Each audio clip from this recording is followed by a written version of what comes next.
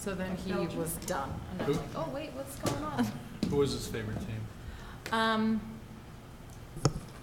Was it Portugal?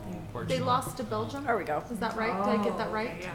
And then Belgium just lost to That's France. when he totally just said, I'm done. This is done. Okay, you're on. We love soccer, but now that we are officially on, Back to America. now that we're on the record, let's go ahead and get started. Welcome, everyone. Let's start out with the Pledge of Allegiance. I pledge allegiance to the flag of the United States of America and to the republic for which it stands, one nation, under God, indivisible, with liberty and justice for all. All right, thanks. We've asked Commissioner Hinsey to give a thought or a legislative prayer, so we'll turn the time over to him. Okay, thank you. I think I'll do both. I have been a citizen of Centerville for about 20 years of my life, but twice during those 20 years, through work, have had a chance to go live in a couple of different countries. And the most recent one was Belize. And Belize is it's the only English-speaking country in Central America, faces the Caribbean. If you are a scuba diver or a snorkeler, you need to visit Belize. It has a barrier reef, and it's a beautiful, beautiful country. And I don't want to mark my age, but when I was in high school, Belize was British Honduras. So it's only been Belize, it's an independent country, still part of a Commonwealth of Great Britain, but it's only been an independent country since 1981. But it's a wonderful country. Only 300,000 people live there, so they don't have very many people, but it's incredibly diverse. They speak 4 languages there. English is the official language, but they speak 4 other languages, and most people are bi or trilingual just to survive in the country. They have a national prayer. So the country, it's only been a country since 1981, but they have a national prayer, and I want to share that national prayer. It says, Almighty and eternal God, who through Jesus Christ has revealed your glory to all nations, please protect and preserve Belize, our beloved country. God of might, wisdom, and justice, please assist our Belizean government and people with your Holy Spirit of counsel and fortitude. Let your light of your divine wisdom direct your plans and endeavors so that you might help, so that with your help we may attain our just objectives. With your guidance, may our endeavors tend to peace, social justice, liberty, national happiness, increase of industry, sobriety, and useful knowledge. We pray, O God of mercy, that all of us, that we may be blessed in the knowledge and satisfaction in the observance of your most holy law, that we may be preserved in union and in peace, which the world itself cannot give. And after enjoying the blessings of this life, please admit us, dear Lord, in that eternal reward that you have prepared for those who you love. Amen. Belize is very much a Jamaican-style country, and with an incredible amount of diversity, but it's a country that seems to be very unified with very poor laws and government control. So they're praying for it anyway. But it was a great experience to be there. But to be a part of this, and to be a part of this great city, and to see people working together to try and provide the most for the citizens of this city, I think it's a great thing. Anyway, if I may, I'll say a prayer. Our Father in heaven, we bow our heads before thee this evening and give thee thanks for the blessings that we enjoy. We're grateful for our city leaders, government, and officials that protect us. We ask a blessing upon them this day, upon the citizens of this area, that they might enjoy the blessings of this country, of this state, and of this city. And bless us in this meeting that will work in a way to provide the best living and opportunities for our citizens. And these blessings we ask thee for in the name of thy Son, Jesus Christ. Amen. Thank you very much. Turning to our first matter of business, we're being asked to consider the proposed final site plan for Renatus Office Building addition and a parking modification for the user. So we'll turn the time over to staff. Thank you, Chair. Let me just pull up the site plan for you.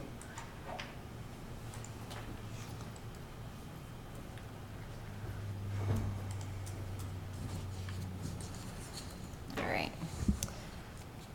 So the conceptual was approved a few weeks ago with a discussion on the parking modification that they're requesting. So this is the final site plan of the building addition with the parking modification approval.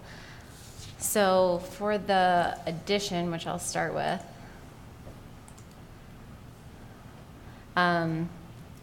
really the only conditions from the conceptual site plan were to make sure that it aligns architecturally with the existing building that's already there. So as you can see on this left side, this is the building addition, which matches the material and the architecture style of the rest of the building. This is the kind of garage warehouse area where those trailers will be parked that were talked about in our last meeting. And then above this is going to be some office space.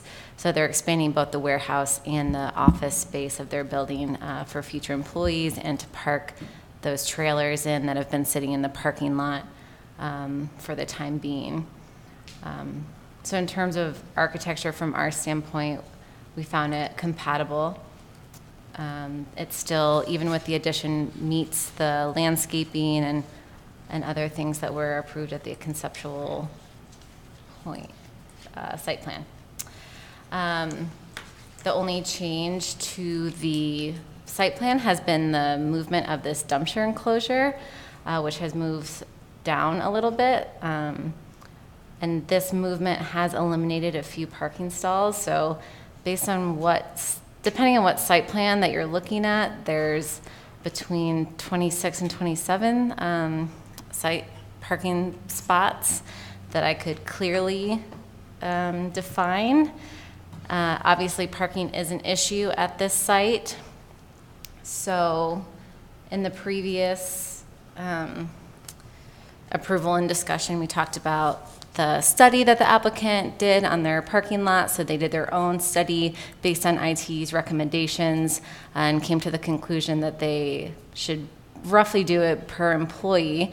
They currently have 15, and in the future they'll go up to 23. So based on those calculations, they would have enough parking stalls per employee now and going into the future. The kind of other issue at hand is their larger events that they have four times a year for 2 days, so 8 days a year, in which they have a lot of visitors on their site, and there is overflow parking. To accommodate this, they've made an agreement with the Bridge Community Church to share 20 parking stalls. That's reciprocal, so the Bridge can use their parking stalls on Sundays when they need them, and on these large event days, their overflow parking can go to the Bridge, so they don't need to park on the street or anything like that and cause any further traffic issues in that neighborhood or in that area. So I just kind of briefly summarized that in the staff report, although a lot of the detail is still in the conceptual report if you need to refer to that. And even with these elimination of 3-ish stalls with the moving of the dumpster, I don't think it ultimately changes our recommendation of the parking approval. The parking plan used to say 33. I'm counting 26, and some say 27 on the site plan. That's still more than what they have for the expected future employee count. So it ultimately doesn't change my recommendation, but it is noted that it's still smaller than even what they originally said. So just to note that. But I think all things considered, they still have enough, and their site plan does look good. So, any questions? Any questions for staff? This matter has been scheduled as a public hearing, so we'll take this opportunity to open a public hearing and invite any member of the public who wishes.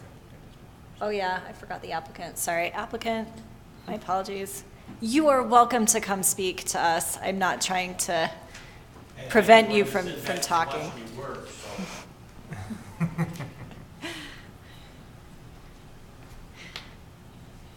If you'll go ahead and state your name for us. Dan Holbrook with Merrill Sheriff Construction. You're welcome to address anything in the staff report if you'd like to, or if anyone has any questions for the If applicant. any questions, I'm here to answer.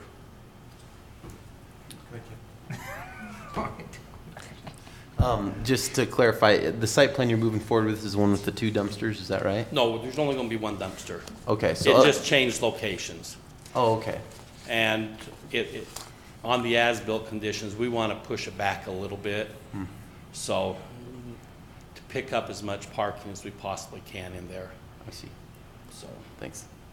And you've reviewed the staff report and seen that they've included a condition there that would limit your employee count to 23, and that if your employee count exceeds that, then our staff has the right to revisit your parking modification. Are you okay with that restriction? Yes, ma'am.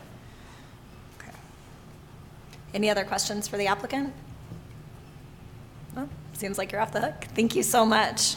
Thank you. All right, and now we'll take the opportunity to open the public hearing and invite anyone, any member of the public who's interested to step forward and speak to this matter. Seeing no one step forward, we'll close the public hearing. Any further discussion or debate? If not, the chair will entertain a motion. I'll make a motion for the Planning Commission to approve the parking modification of Renata's office building at 1312 West, 75 North, under conditions 1 through 4 in the staff report with the reasons for action A through C. Second. It's been moved and seconded. Any further discussion or debate? If not, we'll take a roll call vote, starting with Commissioner Wright. Aye. Aye. Aye. Aye. Aye. Aye. Aye. Is it a two-parter? Let's see. Yes. Planning stack recommendation, final site two-parter? plan. Yeah. Looks like, okay. Well, now we've got the parking modification. So with regard to the final site plan, I'll also entertain a motion. I'll make a motion for the commission to approve the final site plan to amend the original Renata's final site plan dated September 12th, 2014, subject to conditions 1 and 2 in the staff report with suggested reasons for action A and B. I'll second. It's been moved and seconded. Any further discussion or debate? If not, we'll take a roll call vote, starting with Commissioner Hensey. Aye. Aye. Aye. Aye. Aye. Aye. Aye. Aye, all right. It's been passed. Thank you. Thank you. You've been a pleasure to work with. All right, moving right along to the next item on our agenda. We are considering the proposed zoning map amendment and conceptual site plan and conceptual subdivision applications for the properties at 274 East Pages Lane, from a commercial high zone to a residential medium planned development overlay. And we have quite a hefty staff report, so we will turn the time over to staff. Thank you, Chair, and also the Commission. As indicated, there's quite a number of submittals, as long as with the staff report addressing a number of issues. I plan on not going through the staff report and allowing you to highlight your questions. I'll just hit some policy matters and some issues that I think are relevant. Also, the applicants received the staff report and sent some documents today, letting the applicant know that I have them present if during his presentation to you, that they're available for view. I can put them on the overhead screens for you. This is an interesting project, just even from a staff perspective. You have a redevelopment scenario, fairly significant. This is not something that we've had such a transition from a particular commercial use to, in this case, a residential use. As you recall, this was built out of partly the Pages Lane area neighborhood plan that we had spent a year discussing the vacancy in the area and maybe resetting the future for the time being.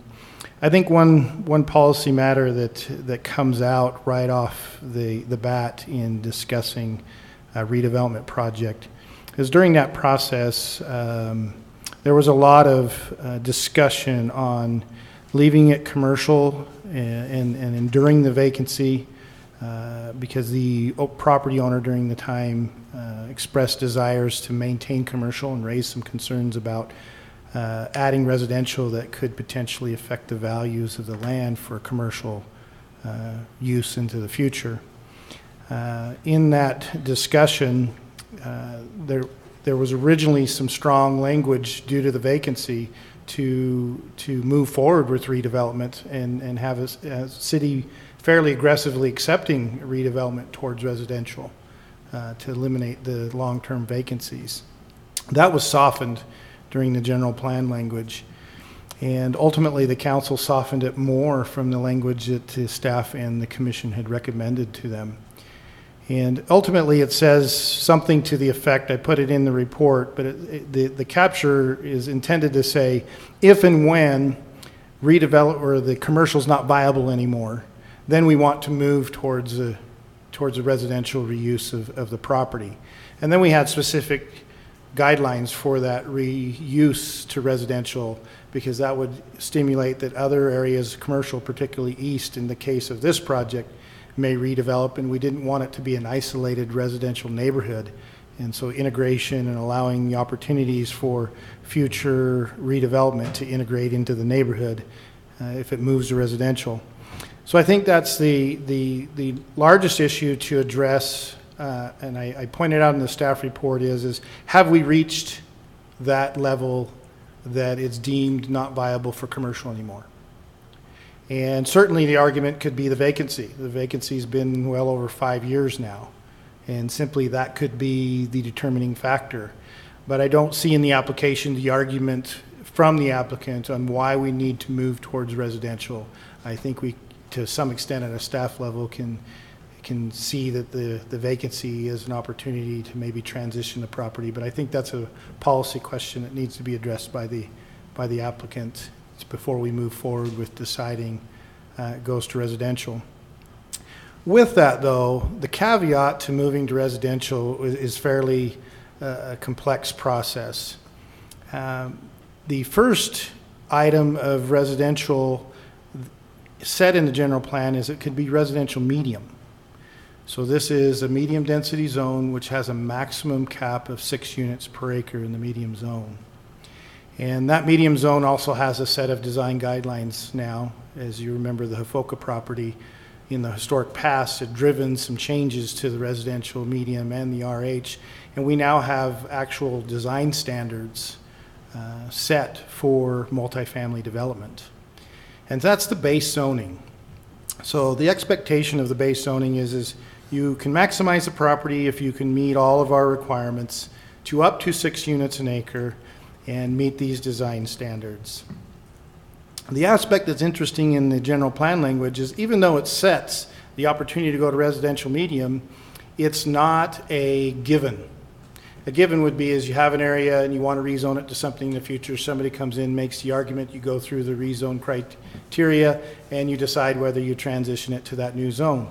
There's relatively little detail associated because that zone is open to a number of uses potentially. And you just wait for, once it's zoned, you wait for that proposal for development, whatever it might be.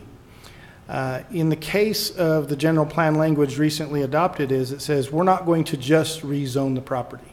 We're not going to come in and just rezone it and then we'll see a development project later. This has to be a planned development overlay. You have to come before the city and show what you're going to develop and use the PDO process. The PDO process is still legislative, it's still a rezone, but it's a narrower place. You have to submit a site plan, you have to show what you're doing. On top of that, the PDO has design expectations above and beyond the base zone. I think this is an important characteristic. There is design standards to the base zone. The intent of the PDO is to upgrade from the base zone. To get the PDO, you need to upgrade from the base zone standards. So I think you see a lot in my report that spends a lot of time in the design details, in trying to parse out what the RM zone would require from a base zone and what the PDO expectations are on top of that. Now, what's interesting about the plan development overlay is to upgrade the base zone standards, we allow an opportunity to have an increased density. And you have to meet certain criteria, but you can gain a few more units, up to 20%, if you upgrade from the base zone criteria. The proposal before you is not upgrading and asking for the density bonus. So I think that's important to understand, is that they are not asking for the density bonus. But for the position that staff takes in the report, that does not exempt them from the upgrade standards of the PDO expectations. So I think that's a critical understanding, is there's a base zone design, there's a PDO design. PDO design is a higher level of design and include density. They're not requesting that density bonus to it. So I think that's an act of balancing that you're going to have to weigh through. Does it meet the RM zone standards? Does it meet the PDO standards? Is this something that you would recommend to the council or not, or directives to fix it? As you see in the staff report, we have not reached a level that we believe to recommend something to the commission. You certainly could disagree with us tonight and send something to the city council, but we don't think it has reached that level to say it's project ready and specific. Part of that is they did submit a conceptual site plan. They did submit some pictures of the types of housing, but as you can see in the details, staff parses out different aspects of those design details and believes it's not ripe to make the call. This is a very conservative approach, and I think it has merit from a staff level. If you remember, we had Legacy Commons come before us where they were unsure about the potential of a rezone at the council level, so they wanted to get a comfort level for the council. They came to the commission and said, hey, don't make a final decision yet, but do you think this is a good idea? Would you send that up to the council? And staff supported that at the time, thinking, yeah, we're not sure over on the west side whether the 120 unit multifamily density was even going to be possible. When that reached the city council level, they wouldn't make any decision on it at all, whether it's a good idea or a bad idea. They said, there is not the detail here to make that decision. And so they remanded it back down to the staff and commission level to make sure the application is filled to the expectations, and then make a recommendation to them, and then they'll evaluate whether it's a go or not a go from their perspective. And so that's what the position we took, is very conservative. There is a conceptual layout. It has some problems of the PDO, particularly in the track perimeter and some other things. I think some of the design expectations, you see the types of homes, but we take issue with the amount of architectural detail that's being applied with those homes, particularly all sides, the robust architecture that's expected of the general plan, the upgraded architecture that's expected of the PDO plan. And the way to think of this is, if it goes to a PDO, this is a custom zone. If it was just RM, we would stay within the RM and the design guidelines. But this is a PDO, so it's a custom zone. And they are asking for custom changes. They're asking for some setback changes and some other elements in that. So they do need the PDO. They would not be able to build this project solely based on the RM zone standards. They have to use some of the PDO standards to get there. And so we think it needs to ripen. Exhibit details, a more thorough architectural design to the buildings to meet that robust architecture as well as the design guidelines. We think it needs a landscape plan. We think a theme needs to be developed. That's the expectations of the PDO. We'd like to see the landscaping integrated with the homes. I know that these are single family homes, and typically people just buy a lot and build and landscape the way they want. PDO doesn't set that standard. It's not a raw lot standard. you set the landscaping theme, you set the architectural theme, you set the common open space theme, and that becomes this project's custom zone. And so we think that there just needs to ripen that before we would be ready to make a decision to you. So our recommendation for now is to table it and allow the applicant to go back and address some of those issues. They have sent some exhibits addressing some of them. My really quick cursory review is it's still not quite ripe, and so we're still recommending that you table it until those items can be addressed. Great, thank you, Corey. I had a couple of questions for you, some of which go to issues that you've talked about and some not, but that were mentioned in the staff report. First question for you involves the open space. Do you have any concerns about the way that the open space has been proposed here, collected all together, kind of on one side of the development? I would love your thoughts in terms, Yeah. are you suggesting in terms of the landscaping, right, that they should be moving some of that open space in amongst the Yeah. houses? Yeah, I think staff has some design. I mean, for me, it'll answer it in two parts. The first part, I'll just step back to the policy expectation. The policy expectation, if you remember, the angst that was driven out of the Porter Walton townhomes or the FOCA property was the use of the wetland area as the prominent common area for the open space. And there was pushback from the public, there was pushback even from some commissioners at the time, that capitalizing on wetlands as your open space is not necessarily the favored concept and belief.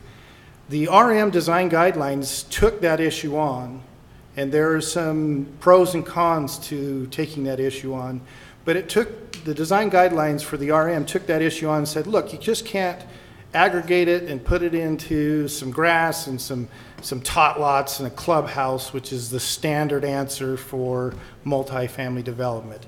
It has to move something beyond that. Now that's the question. There's the subjective value. What is beyond just providing a tot lot and some grass area? I think the negative side of that, and I think the discussions with the developer can represent their arguments, but the side of that is providing open space, details, the costs, the association, particularly for the type of development that you might be proposing, makes that balance difficult financially to occur. And in a difficulty financially, it could translate to the homeowners association for the continuing maintenance and expense of that. But as I discussed with the applicant, we still set the standard to go beyond. And what's that beyond? And so I tried to identify a few things. The grass area is nice to kick a soccer ball in. I don't want to say it's not a bad, but we also are looking at the concepts that designs in drought-tolerant landscaping, less watering, less costs to the association and use of irrigation systems. Stepping back, so we go in and address a couple of factors. One, about the common open space. The report addresses going beyond that. If that's also the detention area, in my mind, looking at it from a design perspective, it's also the detention area. You're going to have some lawn. That's the easiest place to have some standing water without ruining the plantings. But it could be a tiered system. It could be a garden court. It can include some drought-tolerant tiering that goes onto it, some passive places for some seating, something that is beyond the expectation that a bunch of young kids come over and use the playground. It's also a place where families can gather and have a place to picnic or have a place to sit and associate and enjoy when the weather is good, beyond just a blanket on the grass area. So that's one aspect. I think the other common areas, and I think they did respond it to an exhibit. You see, we require the two entries, and on the east end, buffering the Dix Ace area, they've provided some landscaping, but left that open. And we talk about the ability to use easements to cross that landscaping in the future to integrate additional development. But I think that's an idea that works good. But you see the lack with the existing commercial lot to the west side. You know, that's an entry feature, and it's really not a welcoming environment. You have not a really good buffer and environment for the existing commercial lot that they want to leave behind.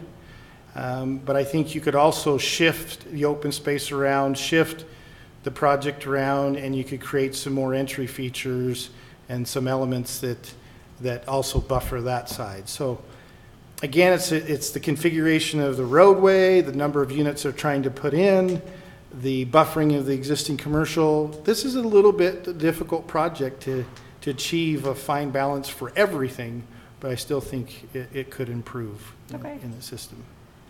You may have answered my second question just through that explanation, which is, and I'm blanking on the name, but that community over on Pages Lane and Main Street on the northwest side.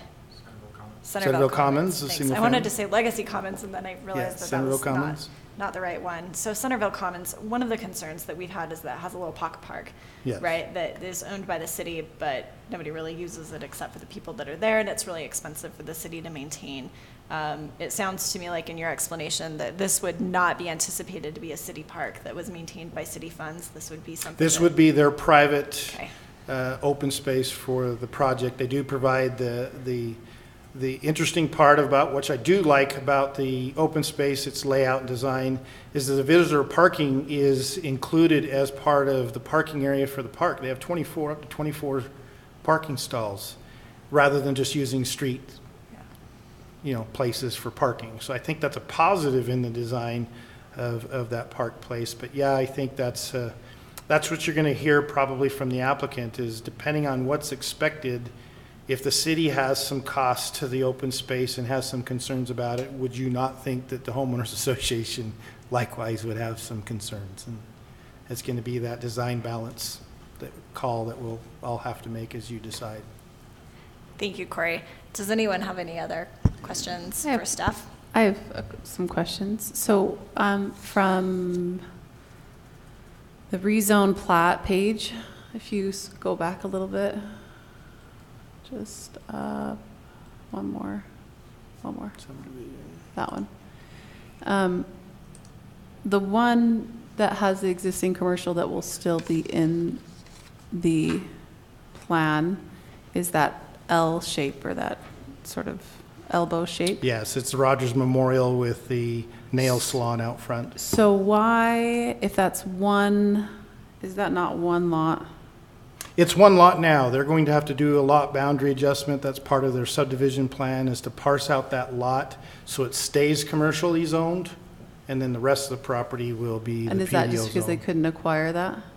It was recently sold, is the best way to put it, but there is in the sale of agreement, they currently have the one lot in place, and then the nail salon owner, have a future purchase of just the lot area for the nail salon. And that agreement and lease has already been entered into prior to us even completing the general plan The general plan, that we adopted a few months back. okay. That lease and agreement was entered into probably 4 months ago, 3 months ago. Okay. So they're not including that in the PDO. They'll parse that out and leave it into the commercial high. So then I have another question also. I know you talked about the need for them to do a PDO just because of setbacks and such, that they wouldn't be able to do just the standard RM zone. Is that correct? Well, they could adjust it to meet the standards of the RM zone, Right. but the PDO is required regardless by general plan. And I'm saying it's required regardless by general plan, and their proposed layout would require it A PDO. to the PDO to alleviate the setback. So they're not asking for a density bonus. I just want to do a hypothetical here. Let's say we grant this. Could they come up with a different plan and then use that density bonus after we've granted the PDO overlay? No, that's why the city council pushed it to that the redevelopment would have to be in a PDO, is because the site plan or the development plan has to be associated with the rezone. You can't alter it. You'd have to go back and amend through the legislative process your entire PDO to do something different. Great. And that was their response, is they didn't want a plan that says, I'm thinking I'm doing this, and then later we rezone it, and now I'm doing that. Right. They wanted to prohibit that. Okay, great. Thank you. So Corey, just to be clear then, it's, the PDO here is required because of the size, because of the 5 acres? Or is it? The PDO's a minimum of 5 acres, but it's required in the general plan to switch from commercial to residential. For the southeast neighborhood? Mhm. Okay. And then they're not asking for that density bonus right now. At what point does that get locked in? When the PDO overlay gets approved by the city When it gets council? approved, that's locked with the conceptual plan that is approved with the rezone. And that's why we're saying it hasn't ripened yet, because we're trying to ripen the project as its custom PDO zone to allow this development to be built as approved. Thanks. Any other questions for staff? We can ask questions of the applicant as well, I assume, right? Yeah. That likely will bleed into staff. So if nobody else has any questions for staff, then we will go ahead and invite the applicant to step forward. Go ahead and introduce yourself to us, and we may have some questions for you. Awesome. My name's Taylor Spenlove. I'm with Brighton Homes. I just wanted to address a few things. Corey, I was wondering if we could show the plat rather than The one you submitted, or just in your original submittal? the most recent one from today. We darkened some of the utility lines so that you could see from the previous, from your comments. And that will be the most. The actual plat hasn't changed from what you saw in your packet, but we did kind of highlight where some landscaping places would be, and we, per some of the comments, we just wanted to make sure the proposed rerouting of certain utilities would be seen better on the plan, because they are on the original plan, but we wanted to make sure. Is there a particular place you want them to focus on? I just wanted to, just in general, that's fine, just like that. So I just want to go through some of the things on the staff report, just so that we can clarify some of these things, and then obviously you guys can debate and we can ask questions about other things. The one, the first comment about is vacancy status sufficient argument. So I feel comfortable speaking for the landowners because they have given me the right to do so, as in our application. But their comments, I believe, were a little taken out of context on how they don't want you to take out commercial. They were worried. At that point, we were out of the picture to some extent. They were worried that the property was going to change to purely residential, and they were going to lose all future commercial possibilities. And that's why they wanted to make sure that it was remain some commercial stuff there, just in case nobody wanted to develop it residential or commercial. That was their concern, and maybe that was miscommunicated or at that point. But we believe that the vacancies justify a redevelopment. Even the fact that they sold the salon, that was a current tenant in an old spot in their in the building behind. So it's not a new tenant. It's somebody that had already been there. And so they believe the vacancies, and we believe the vacancies justify a change to the residential.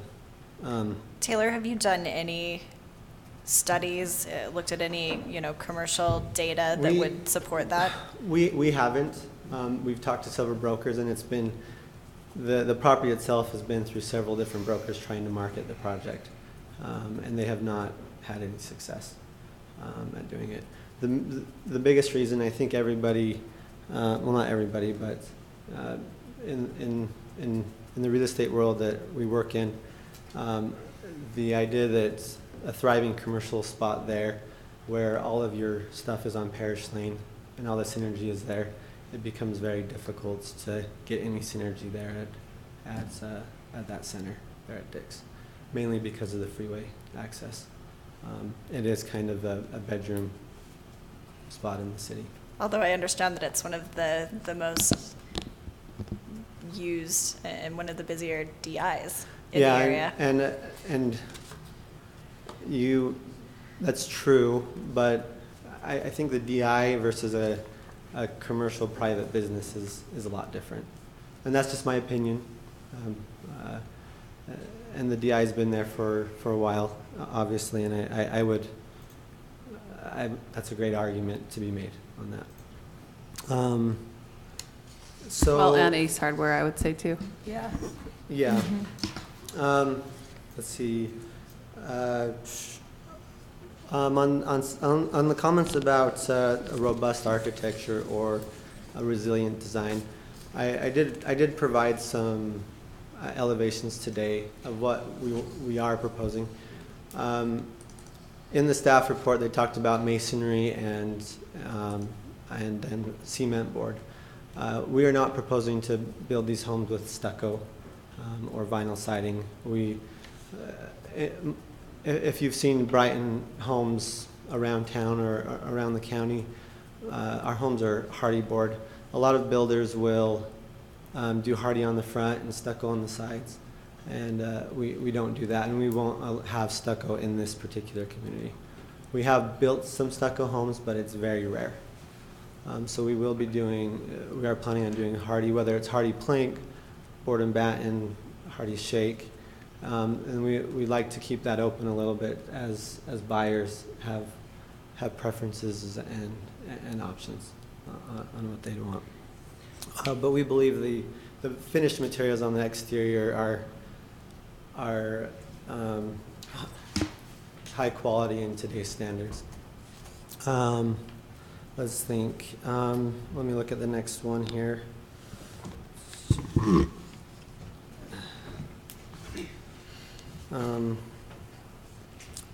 Let's see.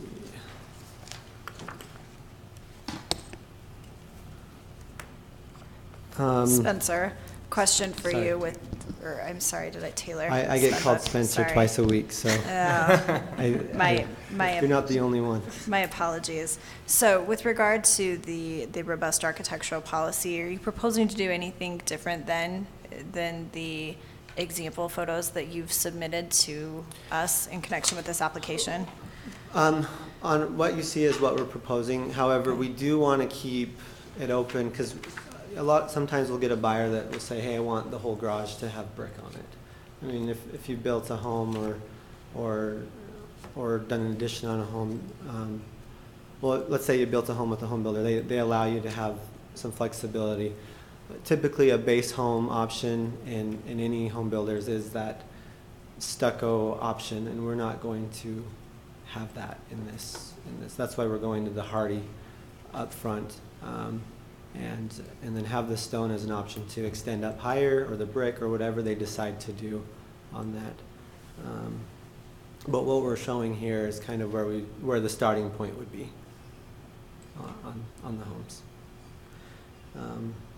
To address the development schedule, I know we didn't provide a development schedule, and it's because we'd like to get it we'd like to start demolition this fall, but it's all dependent on if we get it approved. I know that sounds like a cop-out, but you know how long we've been working on this project, how long the property owners have been proposing things. But ideally, if everything went smooth, we'd want to break ground this fall, get the building demolition, get underground going, and start vertical home construction as soon as we can pave asphalt in April 15th, is usually when all the asphalt plants are open and we can pave. So that's our hope. Again, that's going to have to correlate with if it gets approved or what gets approved and when. So. Actually, can we go back? Yeah, I'm sorry. go for it. Since you're going kind of through part by part, I want to hit you with my questions while we're on a particular topic. Going back to the robust architecture of the policy. So we talked about the heavier architectural elements. As I understand it, you're saying you're going to go with what you've submitted. That's going to be the base, and people are are eligible to go heavier on stone or brick if they want to upgrade. Yeah. But you plan on sticking as it is. There are a couple of other things that are listed in the staff report by way of recommendations, so I just want to go through those. Okay. Staff had suggested bringing in a color storyboard, which I take it this is what you've submitted in response to that comment. And on that storyboard, those are the, those colors there, the pre-painted hardy colors that are baked on. They're a little nicer than if you buy hardy then painted, it lasts longer. Okay. And so that's what and then the warranty's better. And that's typically what we do unless a home buyer comes in and says, well, I want a custom color. Okay. And Corey, does this color board, is this what you were looking for in terms of what was lacking on their original submissions? Yeah, to agree. I think they're trying to address that well. I mean, it's back to the details of, is this a painted hardy board or is this going to be the custom baked in product? I think that's an important component to be calling out in your storyboard so that we understand what's expected. Typically, the stuff that people paint, so Hardy has two different types of material products. They have a less dense product that they typically put on when it's just painted. When somebody does a custom paint color, it's less dense, it's not as durable. The pre-painted James Hardy brand is much more durable. Okay. One of the other comments staff had made was they recommended using a more durable roof shingle design. Have the materials that you resubmitted We're just addressed that? proposing a 30-year shingle that you see on most construction. And I maybe this isn't the best time to get into this specific topic, but any redevelopment, and you've heard this from us before, is super expensive. You're demolishing existing structures. We're tearing out a whole a whole parking lot, and we're also creating lots that we're trying to market to not necessarily people that can afford a $500,000 home.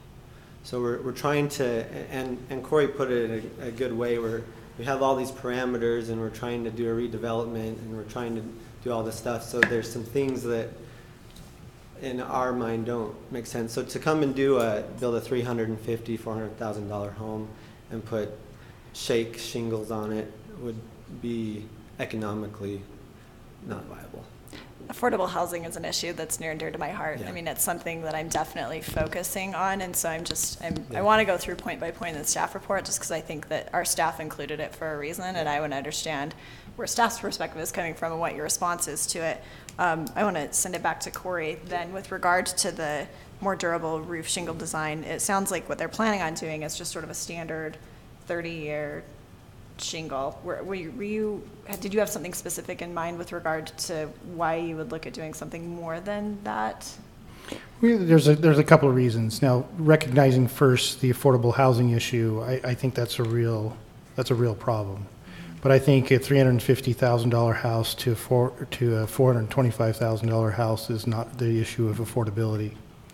So I set aside the affordability because this project's not being built nor set in the general plan about creating affordable housing. I wish we could and do a better job of it. We're not, but I don't know if in a marketplace as Centerville that we can do a lot just with the zoning ordinance.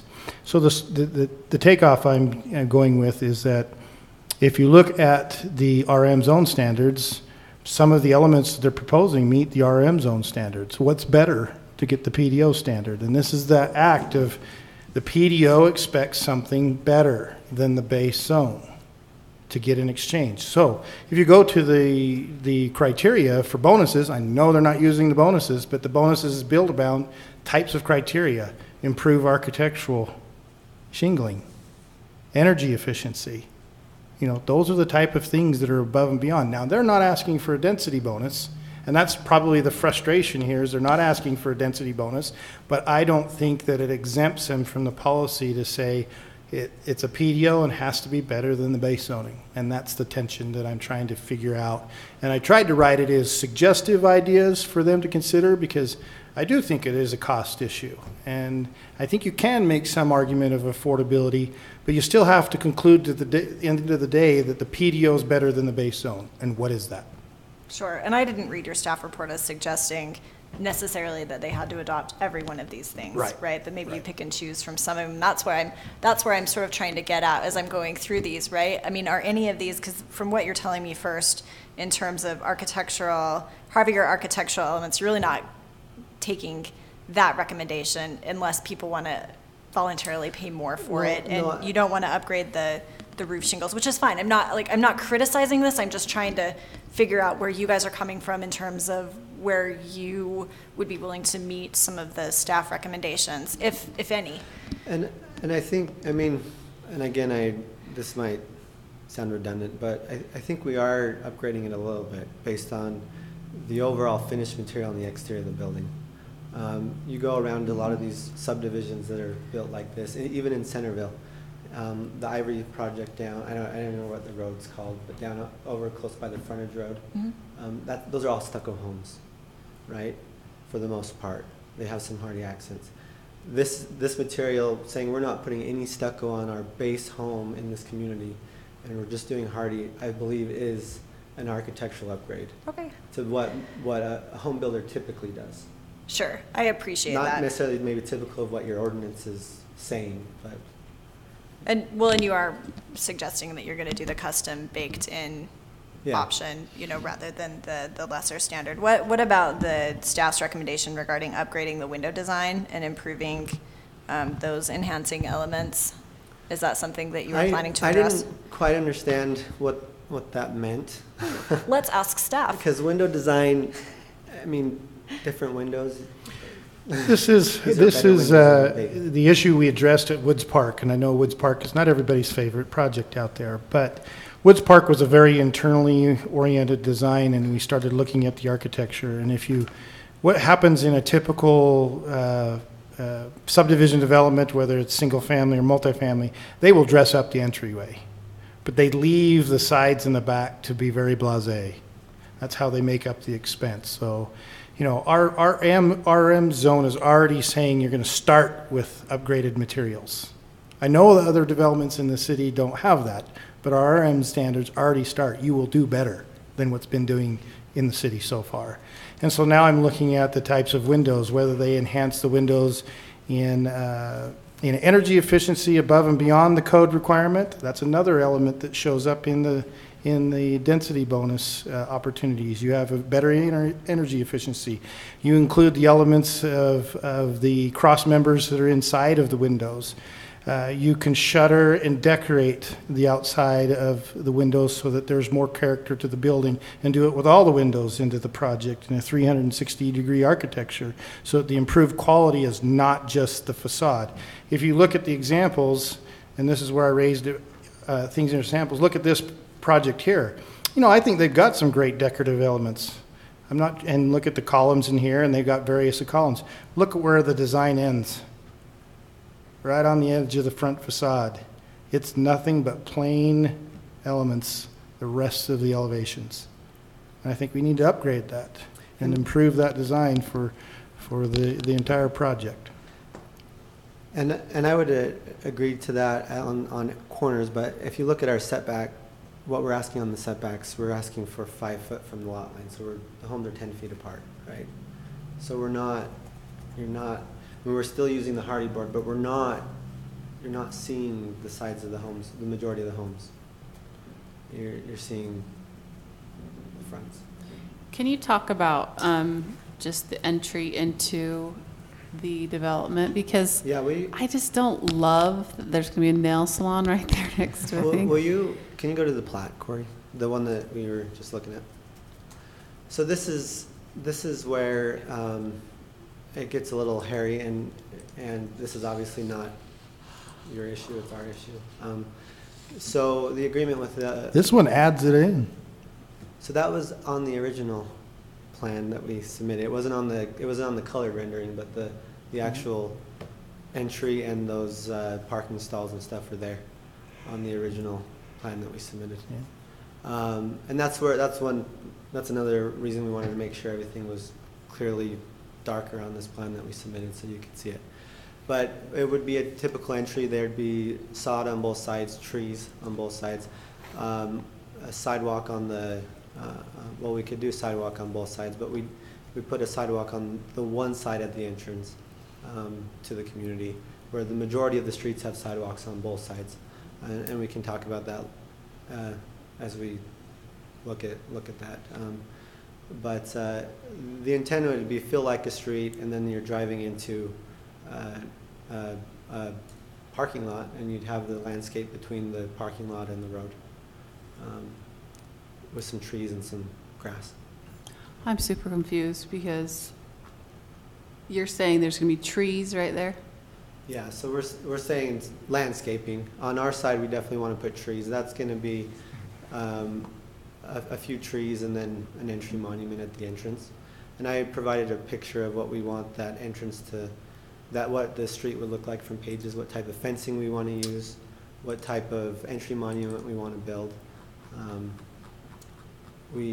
So that brown Trex, it's a Trex, it's a very durable fence. We would put along pages with, if you look at the site plan, we have a few feet behind the sidewalk before you get to the fence that we want to put shrubs in and dress it up with some street trees. And then we would build an entry monument sign like that on both entrances. On both sides? Both entrances. Both one entrances. And the one would be it would kind of be the tail end of the fence on pages. It'd be like the final fence post. Okay. And that would be our intent. It would be a more permanent, engraved concrete sign rather than a metal stick-on sign that letters can fall off and things like that. So that's our intent at the entrance there. Did I see some lighting elements in this? We haven't seen this PowerPoint or this material that's up I here. apologize. Those are just house lights, coach lights. I haven't provided any street lighting designs, but we want those to match whatever. Those would match. Yeah, that's one of the things, if I just may interject on a lighting theme. I think you could use the house lighting. The building lighting can be very aesthetic looking. I think you could also use in the park space area, particularly if it's a garden court, and the bollard lighting and the design that you could, the entry monuments is a good place to have some lighting designs. And these are the devil in the details issues that I'm trying to point out in the staff report. Can we go back to the picture where the fence is, the Trex fence? So that fence is up against Pages Lane. It would be on Pages Lane, on the north side. We'd have several feet, and I don't have the plan with me, but there's several feet between the sidewalk and the fence that we would like would be shrubbery. Yeah, one of the things, if you look at Pages Lane, that Trex fence occurs here. There's a setback to the defining that fence line on the back of the lots. Those brown areas on this specific plan were meant to show flower and planting beds. But I think that's another place that you can enhance some designs. Woods Park created some box areas so that the trees, because they had a narrow setback, if this is a better setback, the trees could work into that area. Again, I think it comes down to, a lighting theme can be across that residential neighborhood area, because here's the balance. The back, and this is why the 360-degree architecture is important. These are the backs of the homes on Pages Lane. This is part of our neighborhood. This is the street appeal. We're losing that from a front yard standpoint. I think that's okay because we're an arterial street too, and we don't want a bunch of driveway cuts occurring out onto the arterial street. So I think it's that balance between saying, okay, let's get some good design on the streetscape. Let's get some good design with the landscaping and the lighting effect and the fence effect. And then also these homes will be visually up in the air. And I think the 360-degree architecture, particularly if there's compromise that not every building should be 360, okay, I can get there. Where's the important places that are visually important to the project and the community? Because you want this neighborhood to be attractive and part of our community, and not just, from my view, a walled-off fortress place. And you'll see that when you go west on Pages Lane. You see that in the Commons project, where you have the solid wall, but then you have the open wrought iron. You see that in different places to try to address that. So I don't think they're out of character from what's Page's Lane. I just think we need to make sure that we do what's needed as it fronts Page's Lane there. Do you understand, at least as I understand it, where Corey is coming from in terms of, in order to get what you're asking for, it's not enough for you to come in and say, this is the type of division that we could build anywhere on a residential medium under our guidelines that we have to follow as a planning commission, that the policy that our legislative body says we have to do enhanced design guidelines. And from our perspective on, and again, this goes back for the last year or so, is we came into this trying to understand all of the hearings and all the meetings and all the discussions that was happening. For example, the park is over there, one, because the single family is the way we've put it, we feel comfortable with. But there was a lot of discussion about putting something over there between the DI and the property. So that's one reason why it's there, because we're trying to bring something that we feel like, from what we heard in all of the meetings, would work, but also be economically viable, right? Coming to this, and we're not asking for bonus density. A lot of these things that Corey's mentioning, if I came in here with 6 units per acre townhomes, I could have a lot of open spaces in different places. I could create different elements of how you see the buildings from the street. But from what I heard from all those discussions was, we'd prefer single family homes. And so this is part of that thing Corey's talking about, and kind of the struggle we're having is we're hearing that we prefer single family homes and we like this, but is it gonna work if you want the single family homes? And we're trying to accommodate as much of that as we can, but making it so that it works. I mean, part of this, I like to go to this affordable housing. When I think of affordable housing, I don't think of the people that make below a certain income based on the state numbers. Just in any location, to make the crisis that Utah is having in affordability is not lack of inventory and lack of, it's part of it, don't get me wrong, but construction costs are so expensive that home costs on even these smaller townhome and small lot communities just skyrocket because of those construction costs, labor shortages and costs. So we're trying to work with all of these things and trying to fit in what we heard as well from the city council, and to be fair, the city council, because that's who makes the ultimate decision, and we heard we prefer single family homes, and so we're trying to fit that in there but make it economically viable. So Taylor, what about the sort of compromise of not having a 360 design on all homes, but maybe on some of the ones that are more important to the overall feel of the existing community, that maybe those that back Pages Lane and the edge homes and some of the other ones? Yeah, and those are things. Would you be open to that? We'd be open to that. The one thing on that is to get specific elevations on all those homes. I don't know what home's going to be built there.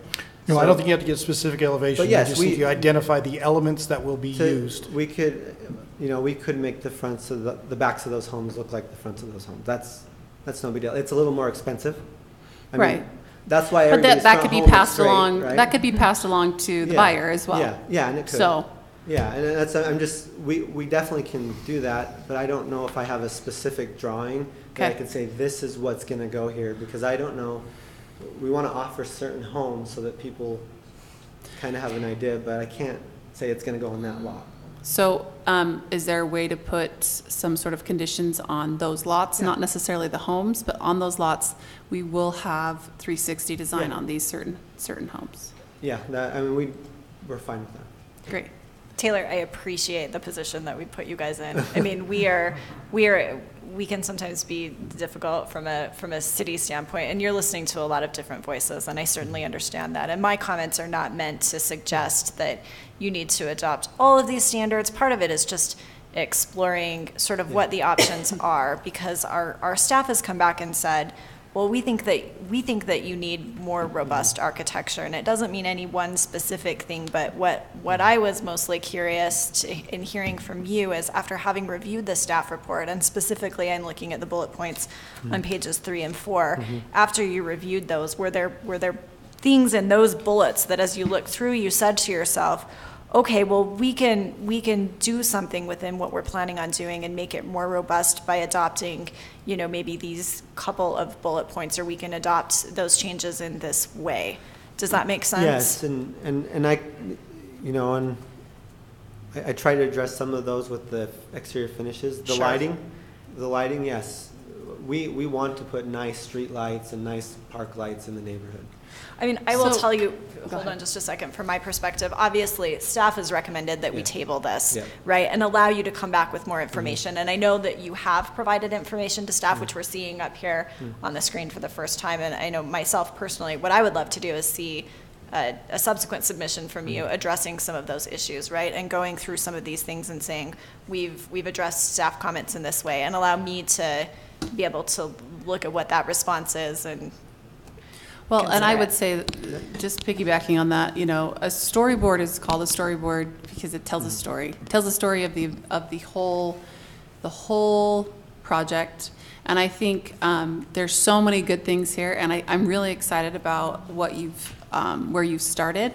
But I agree with the chair that I would love to see it as, this is the story of this PDO, this is the story, and this includes the entrance, and this includes all these things in a nice little package, so that when we're talking about PDO, it is a nice little package. It's very different than just like, this is kind of what we're thinking. This is the nice little package that we need to feel really comfortable with to send that on to that city council. And I understand that. Corey and I talked about this the other day. We kind of take the position on our end of kind of what he explained about the right development project. Was we're spending a lot of money, and we've been down this road before, and we don't know if we even have 33 lots, let alone beautiful street lights. You know what I mean? That's our concern, and that's every developer's concern, to be honest, is am I spending a bunch of money to just turn my wheels again and again and again? So we'd love to, of course, we'd love to get a positive recommendation with conditions. That's what we would love to get, so that we can know where we stand on the concept with you, and get in front of the city council so that they can tell us we don't want 33 single-family homes here. Not to say that they would say that, or they'll say, yes, we do, but we don't like your park where it's at, or we don't like that. That is the concern that we have, and that's the concern that all developers have to some extent. I understand that this is a different process based on the recent changes to the general plan, but again, as you know, we've been down this road several times on this particular project, and we think we have a concept that is what the city council is looking for, I hope. But we'd like to say we have hope that this concept will pass, but we're unsure, and we're just worried to spend too much money again without having some sort of at least positive feedback on the plan. And I understand that. We've had this discussion with other developers. My position is we've tried that. And I really honestly think the council will come back that if it's not prepared, they will just simply say there's not enough to make a decision and go back and redo it, whether they agree with it or not. We've tried that before, and I expect that's the answer.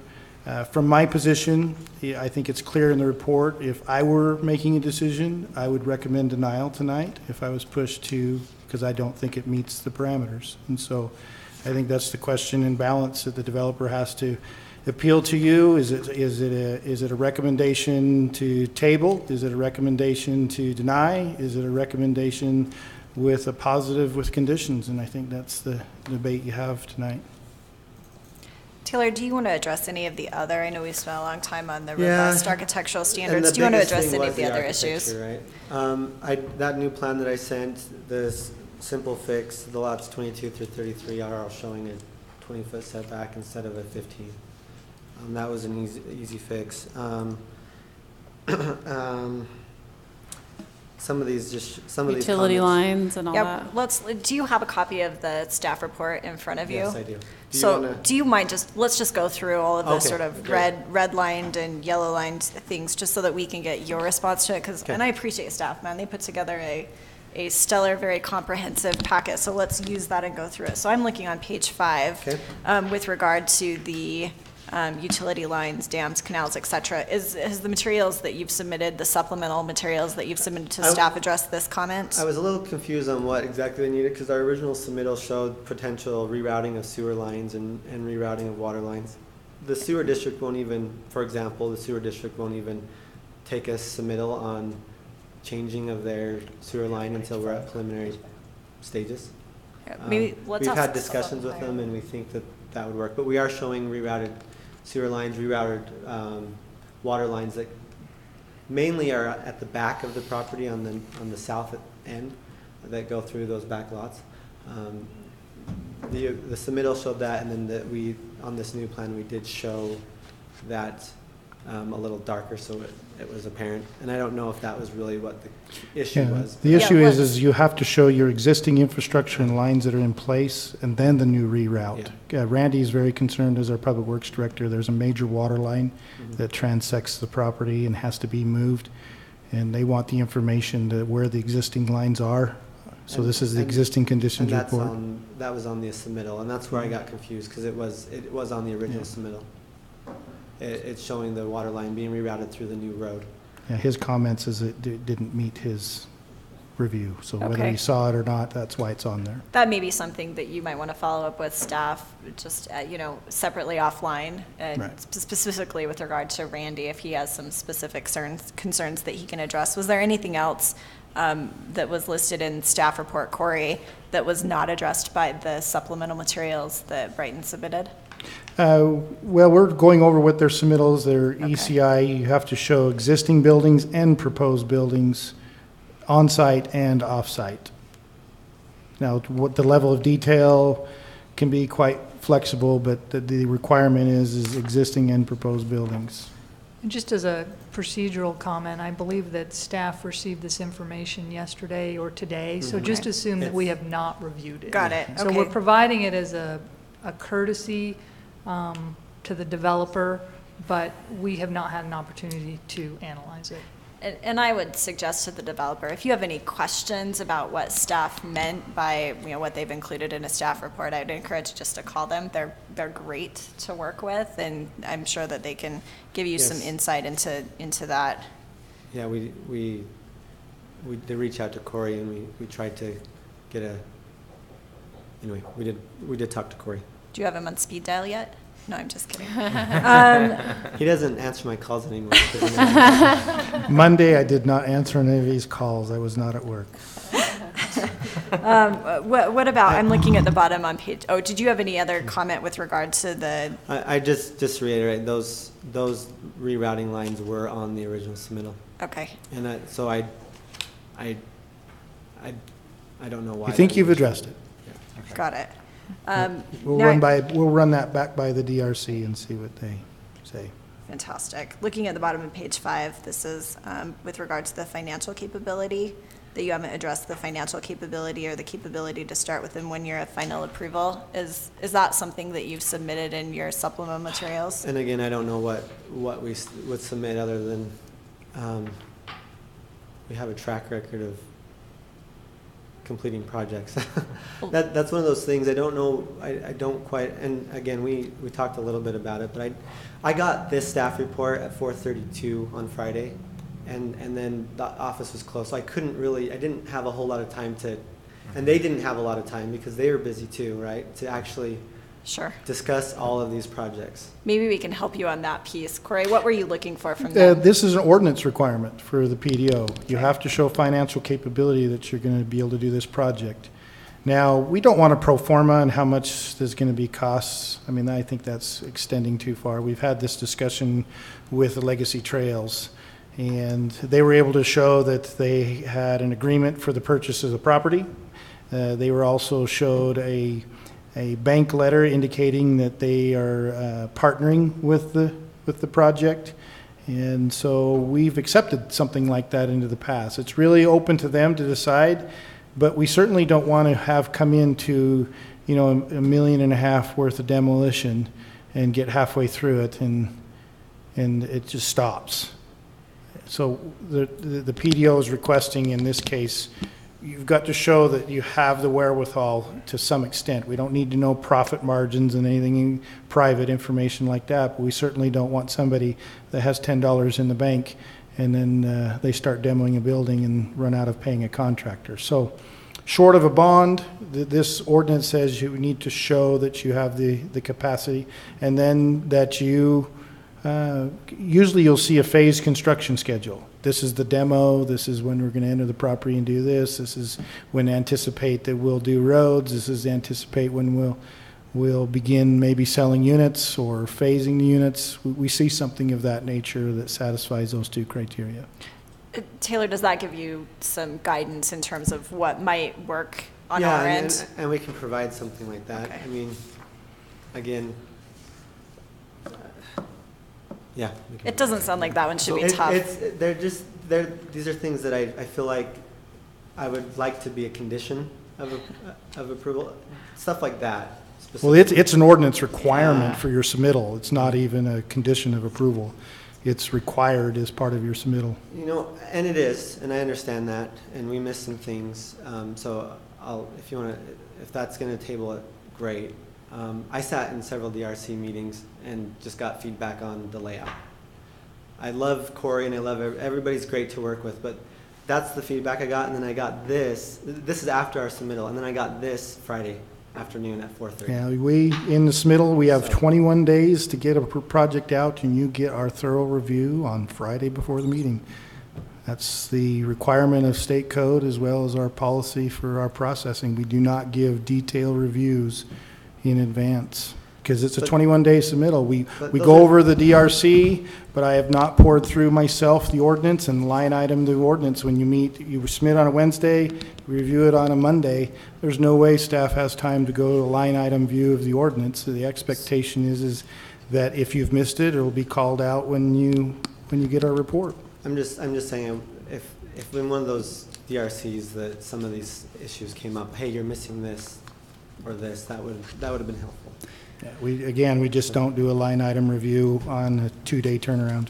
So Taylor, I was going to just say, you've been able, I think, I've actually talked with some other homeowners that are not developers, and they've asked me, just as a member of the Planning Commission, what are these things that I need to do? And I always just send them to the code specifically. And I think one thing that's tricky is that you have the code for the PDO, and I think that should be a guidance of what needs to be there. And so, unfortunately, like was mentioned, the staff doesn't necessarily do anything other than direct you to the code and assume that you can, take care of that. I mean, if we increase our timelines from the 21 days to an agenda, because this is part of the state requirement, is we need to be reasonable in our processing. And, cities, I worked for Summit County nearly 20 years ago, and you were 2 years before you hit an agenda. Still are in Summit County. And that's not what And I know that's not what's wanted. I think it's a frustration, and I sense, because again, Taylor's been great to work with. I sense that this is a controversial project. It's a concern for them to re-enter into the project. I understand the difficulty of the council through the whole Pages Lane process, and there's a frustration there, and I understand the frustration, and I think this is an expression of that difficulty. And the codes and take and it the general from, plan and codes change as we've been working through this process. Right. So I express that. I understand that it's not personal towards staff, but I do have to respond that some levels of expectations are not probable in a 21-day turnaround. Yeah, I certainly understand that this is, I mean, it's a complicated process, and I'm hoping by going through staff report and the way that we're doing it, that we can help you understand what the city is expecting and also get some response from the city so that hopefully you can come back and provide the information that staff believes is missing so that we can move forward with this project. Because I think that, you know, I'm very excited about this particular project. So I want to be able to move through this, and so part of the reason that we're moving the way that we're doing kind of page by page is to help you address those concerns in a way that helps move the process along. So we appreciate you for doing that. Logan, did I cut you off? That's fine. I was going to go back to the financial capability comment. Corey, you cited 3 examples of ways that you suggested that could be fulfilled. One was, I think, a showing of agreement for the purchase of the land, which I think would be fulfilled by the affidavit that the applicant likely submitted. Or do you That need says a that they can PSA? represent the project, but I don't know if that says they have the capability.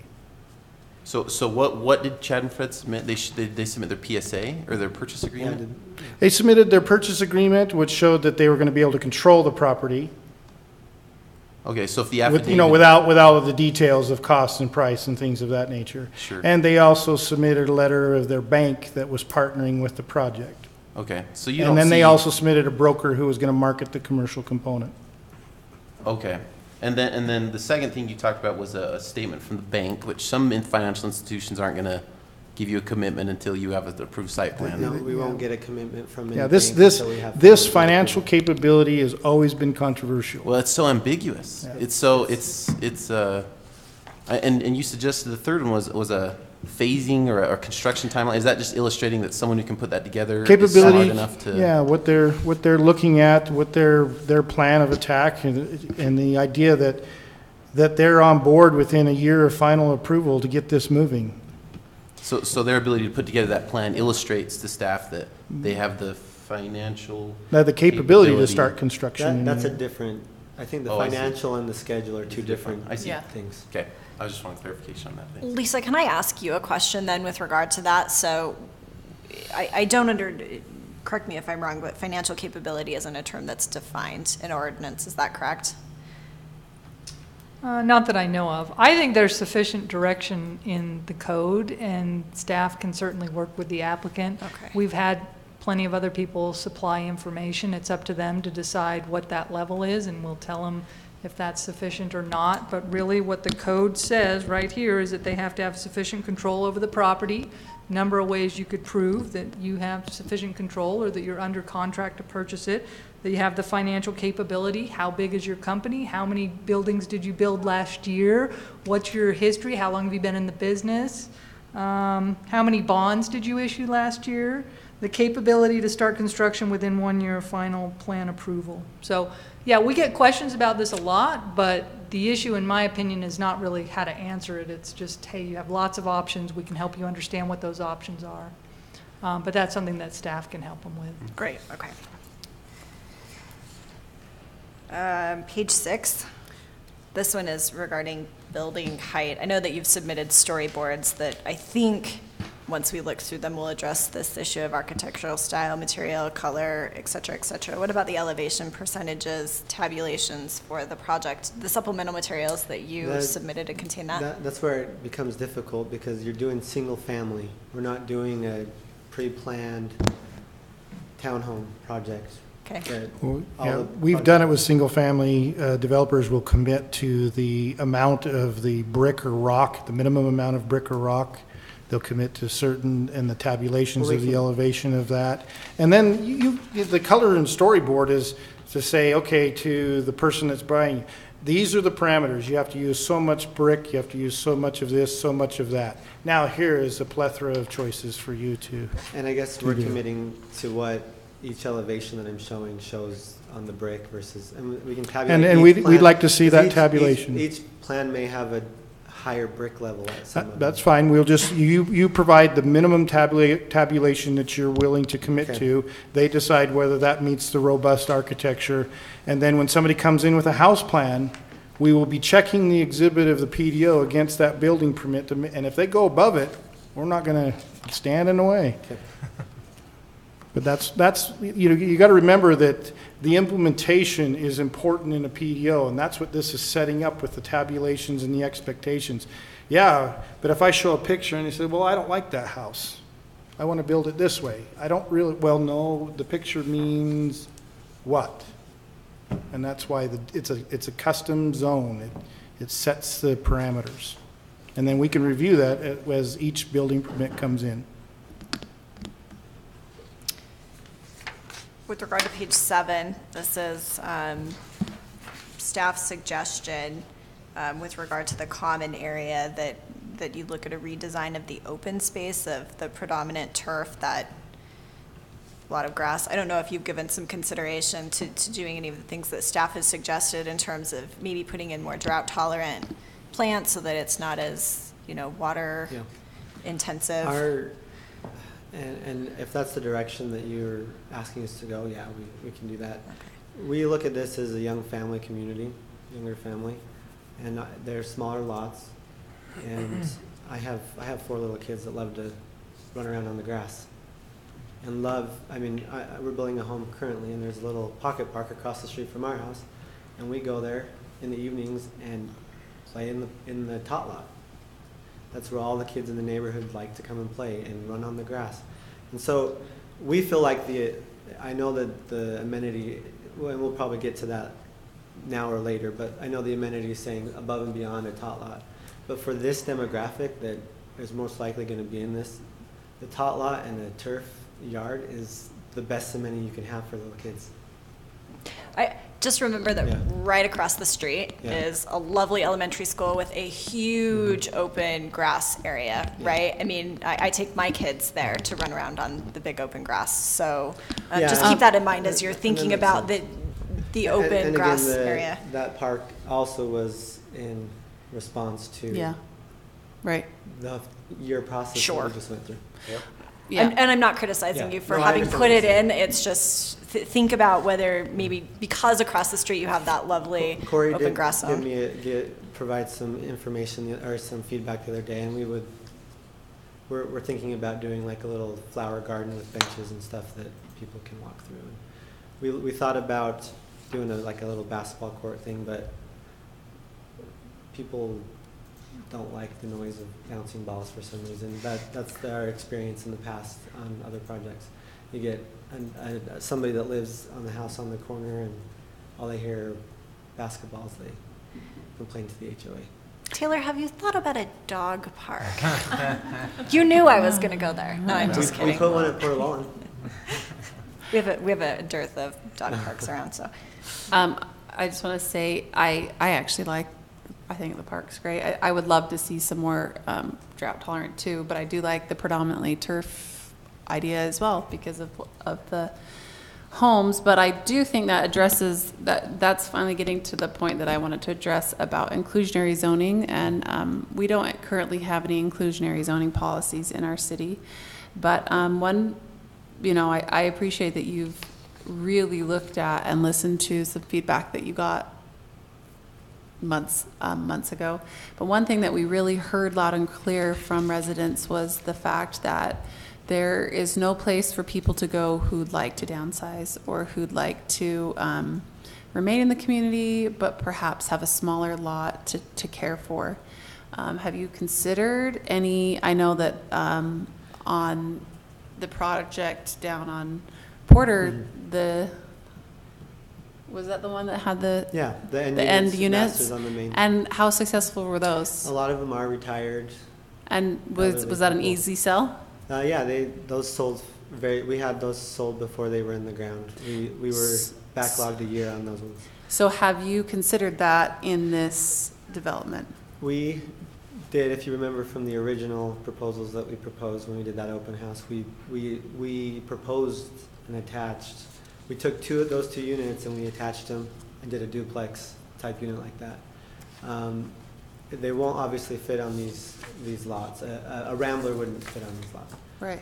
We've considered it, but again, it goes back to that whole, the feedback we've received over the last year single-family, detached, park over on the west end, that kind of feedback, that it didn't, those units don't, they're attached, and they don't work well financially with how, from what we've heard, based on what we heard in the last year, and what type of density we could get on the site.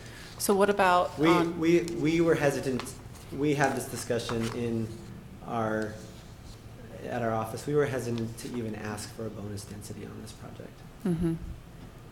We could get 2 more units and be at 6 units per acre on this project.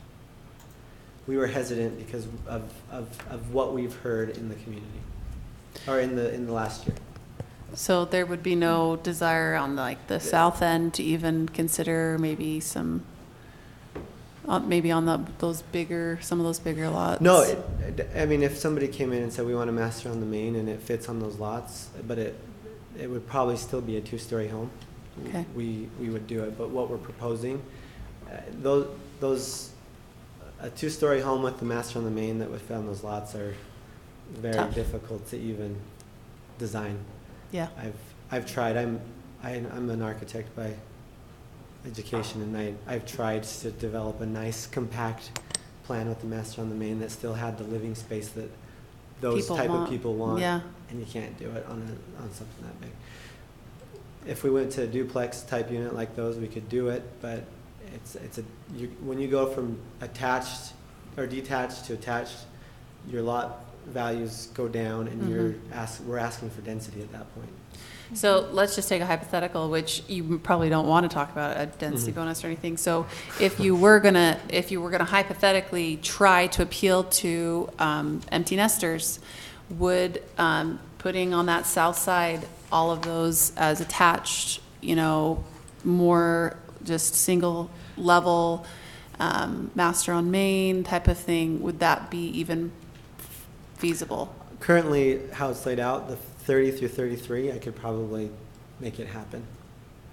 But I couldn't make it happen on the other ones without making those lots deeper, which would then eliminate a whole row of lots above. And it kills the deal. Yeah. So 30 through 33 is potential, but you would require that would need the density bonus at that point, or you said you could get 2 more. You said you could get 2 more lots, maybe. Oh, I'm just saying. I'm saying to get to 6 units per acre, I think we could get 35 if I calculate it right. We're asking for 33 currently. Right. So that would get us to 6 units per acre if we were just to take the acreage and times it by 6. To do it attached, to do something like that, do a retirement thing, we'd have to do an attached. Just from 30 to 33, how many do you think you could get right there? Oh, so 30 through 33, those 4 lots, I could do a rambler with the master on the main. On those 4. Unattached? No, just detached. Just detached. Those 4 lots as shown, I could probably get a master on the main, rambler, but not on nothing else. And that's just because we lucked out with how the lot jogs. Yeah.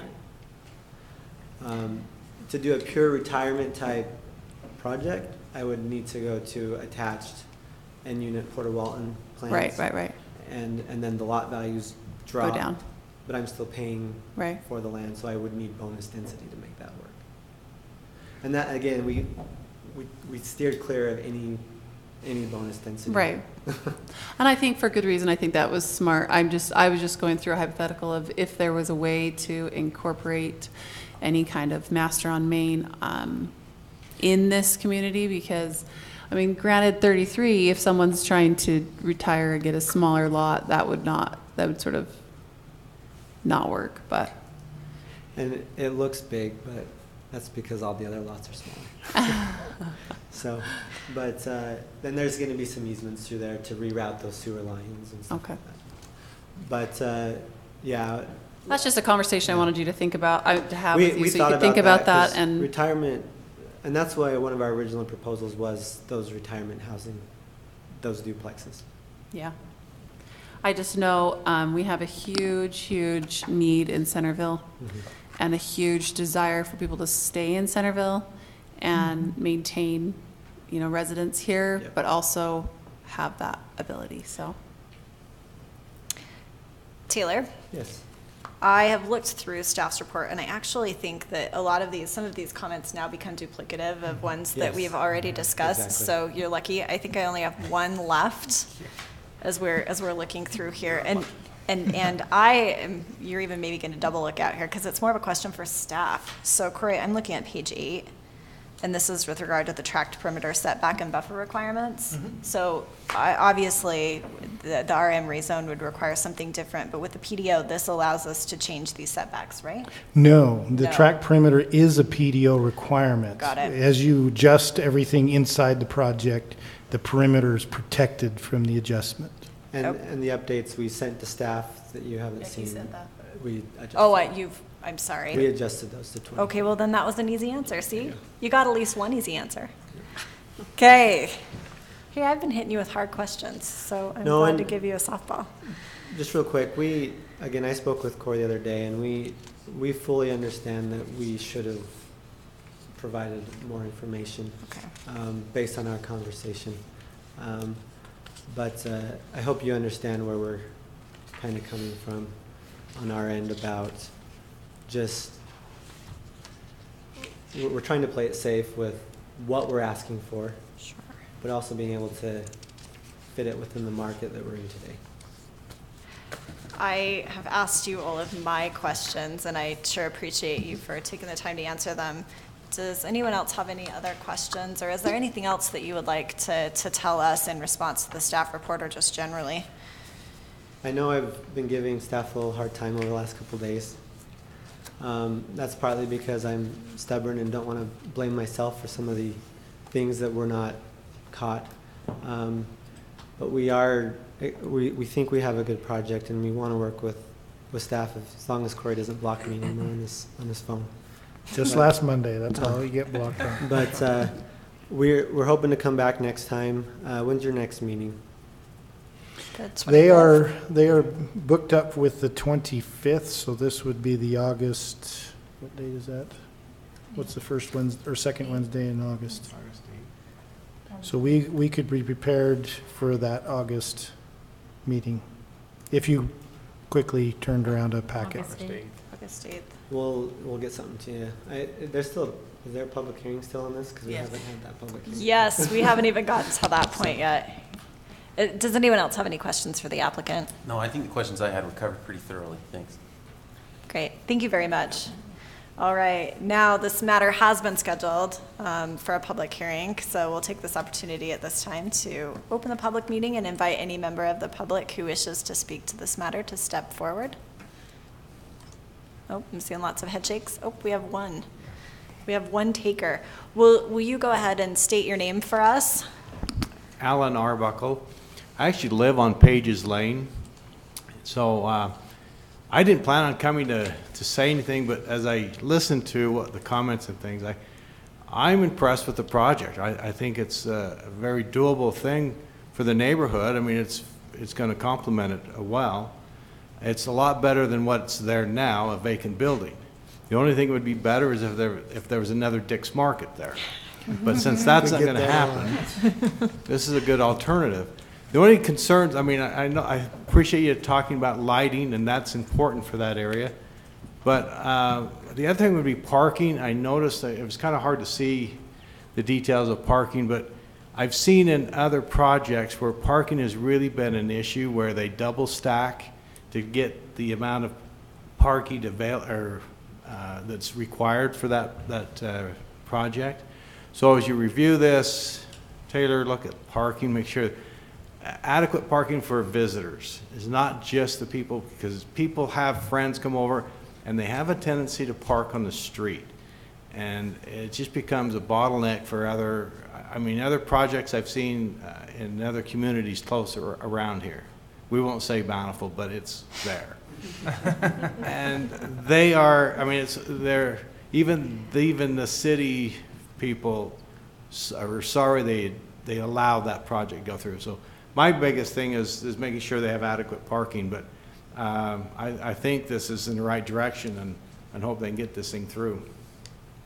Thank you very much. Have you changed your mind? This is your last opportunity. Nope, still shaking heads. Okay. Seeing no one else stepping forward, we'll go ahead and close the public hearing. We'll invite the applicant if you'd like to come back up and speak. Nope, you're also shaking your head. Okay. Would you want me to address parking just for disclosure? Yes, please go ahead. The proposal is a garage base, so the minimum requirement for the RM zone for parking is, for the single family, will be the 2 stalls for the garage. Also in the RM requirements, we require a half a stall per unit.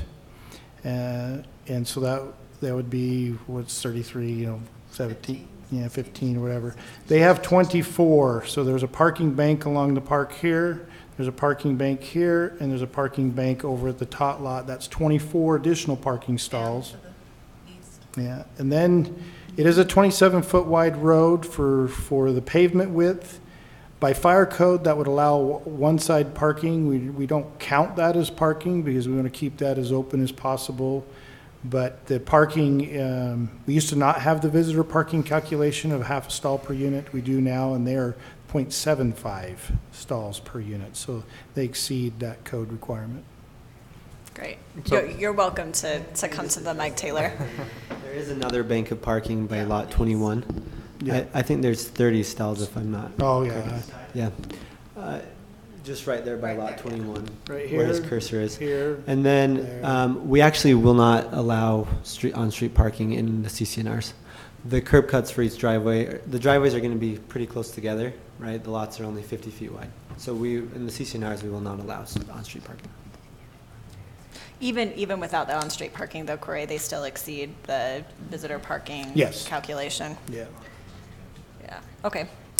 All right. So public hearing has 30. been closed. Applicant has now, I guess, come back and address the second go around. So now we are at the point of the meeting where we get to debate. I mean, based on what we've heard, it sounds to me like we need to get some more information from the applicant. So I would be in favor of tabling the matter to allow the applicant to address, the issues that we've discussed tonight. Logan, how do you feel about that? I'd love to send it up with a positive recommendation conditions. However, like Corey, I took a Monday off and haven't had as much. I feel like in order to do that without staff crafting which they always do fantastically, craft recommendations, I don't prepare that it would pass the Lisa muster of with the conditions and the findings and all that stuff. I already struck once with Lisa today, so I got to keep on the bat. But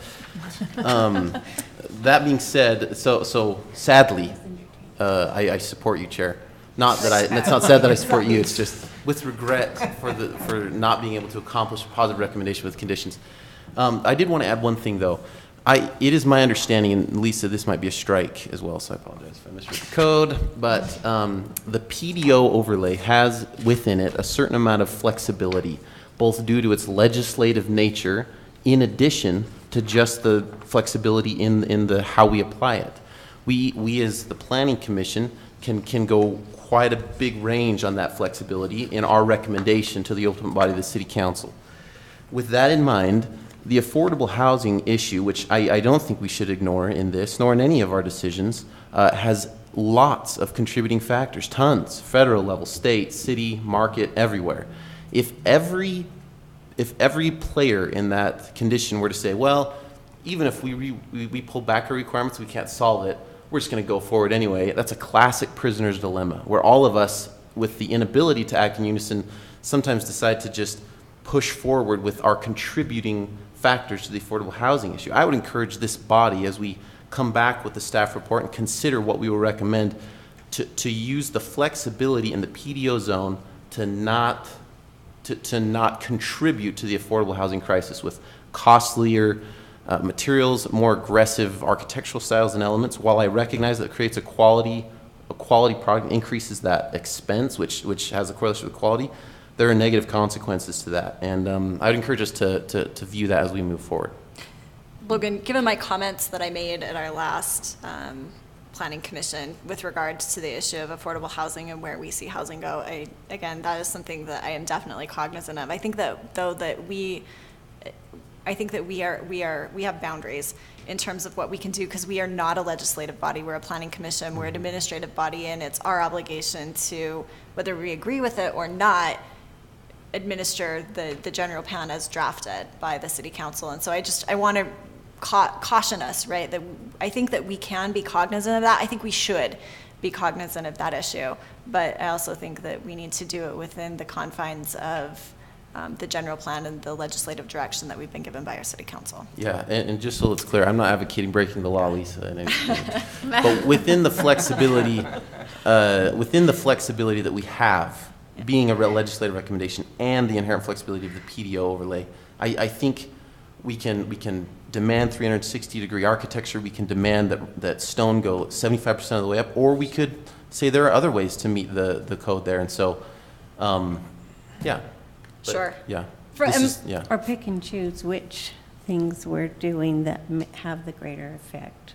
I think that's where I was coming down with in terms of the more aggressive design elements. I certainly wasn't expecting to see all of them addressed, but maybe a couple that would help enhance the community. I mean, look, we have to recognize, I've said these figures, but I'm going to say it again because I know that last time our stuff got cut off and wasn't recorded, but we are facing a situation where in 1991, the median household income was $125,000.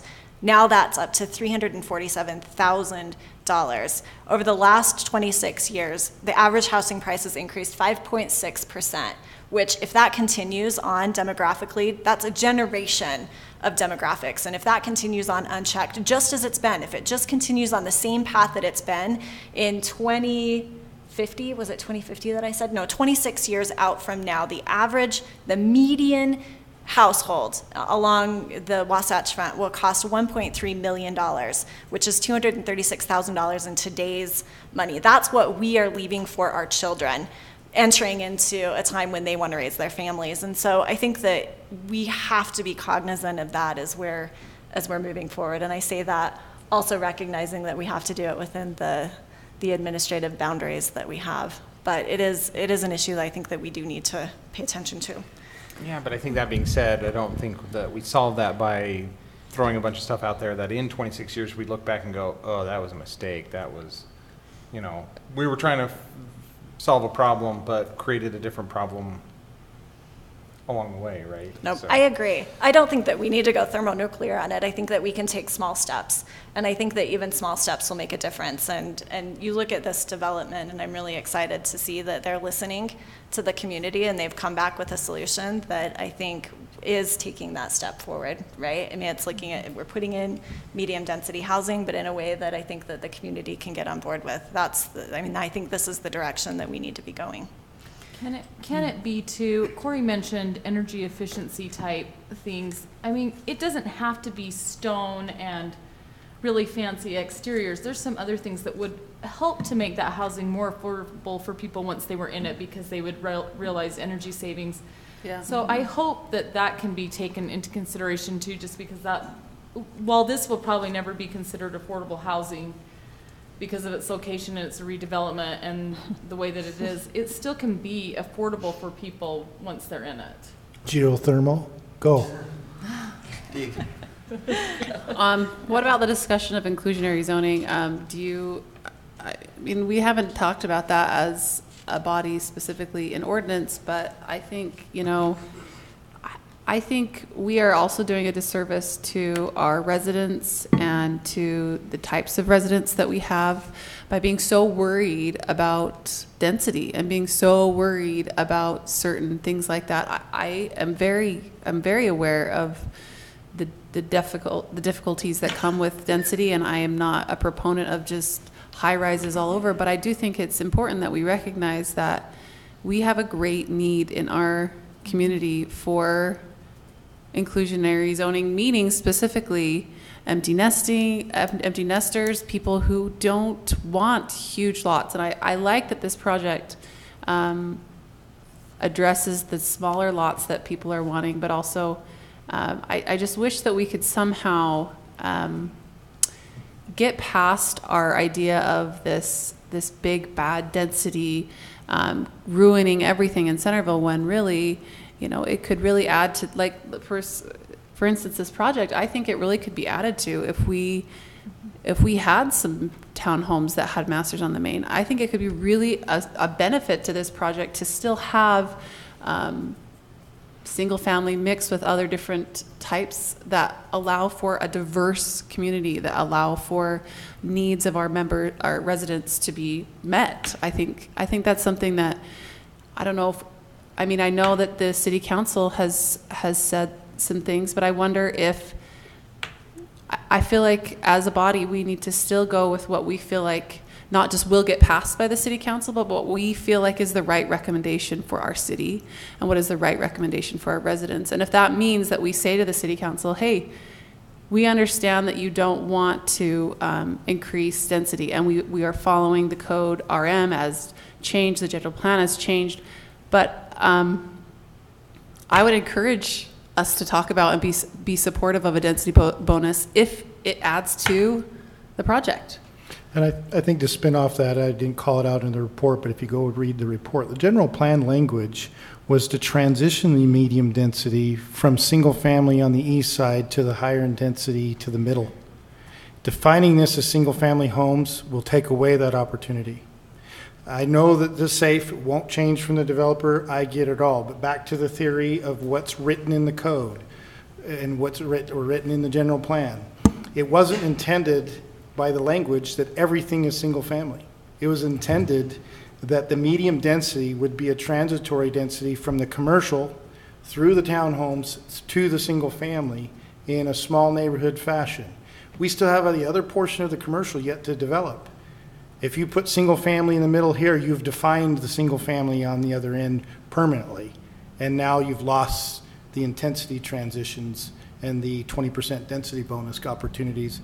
I'm not saying change it because you're eligible to come in with single family.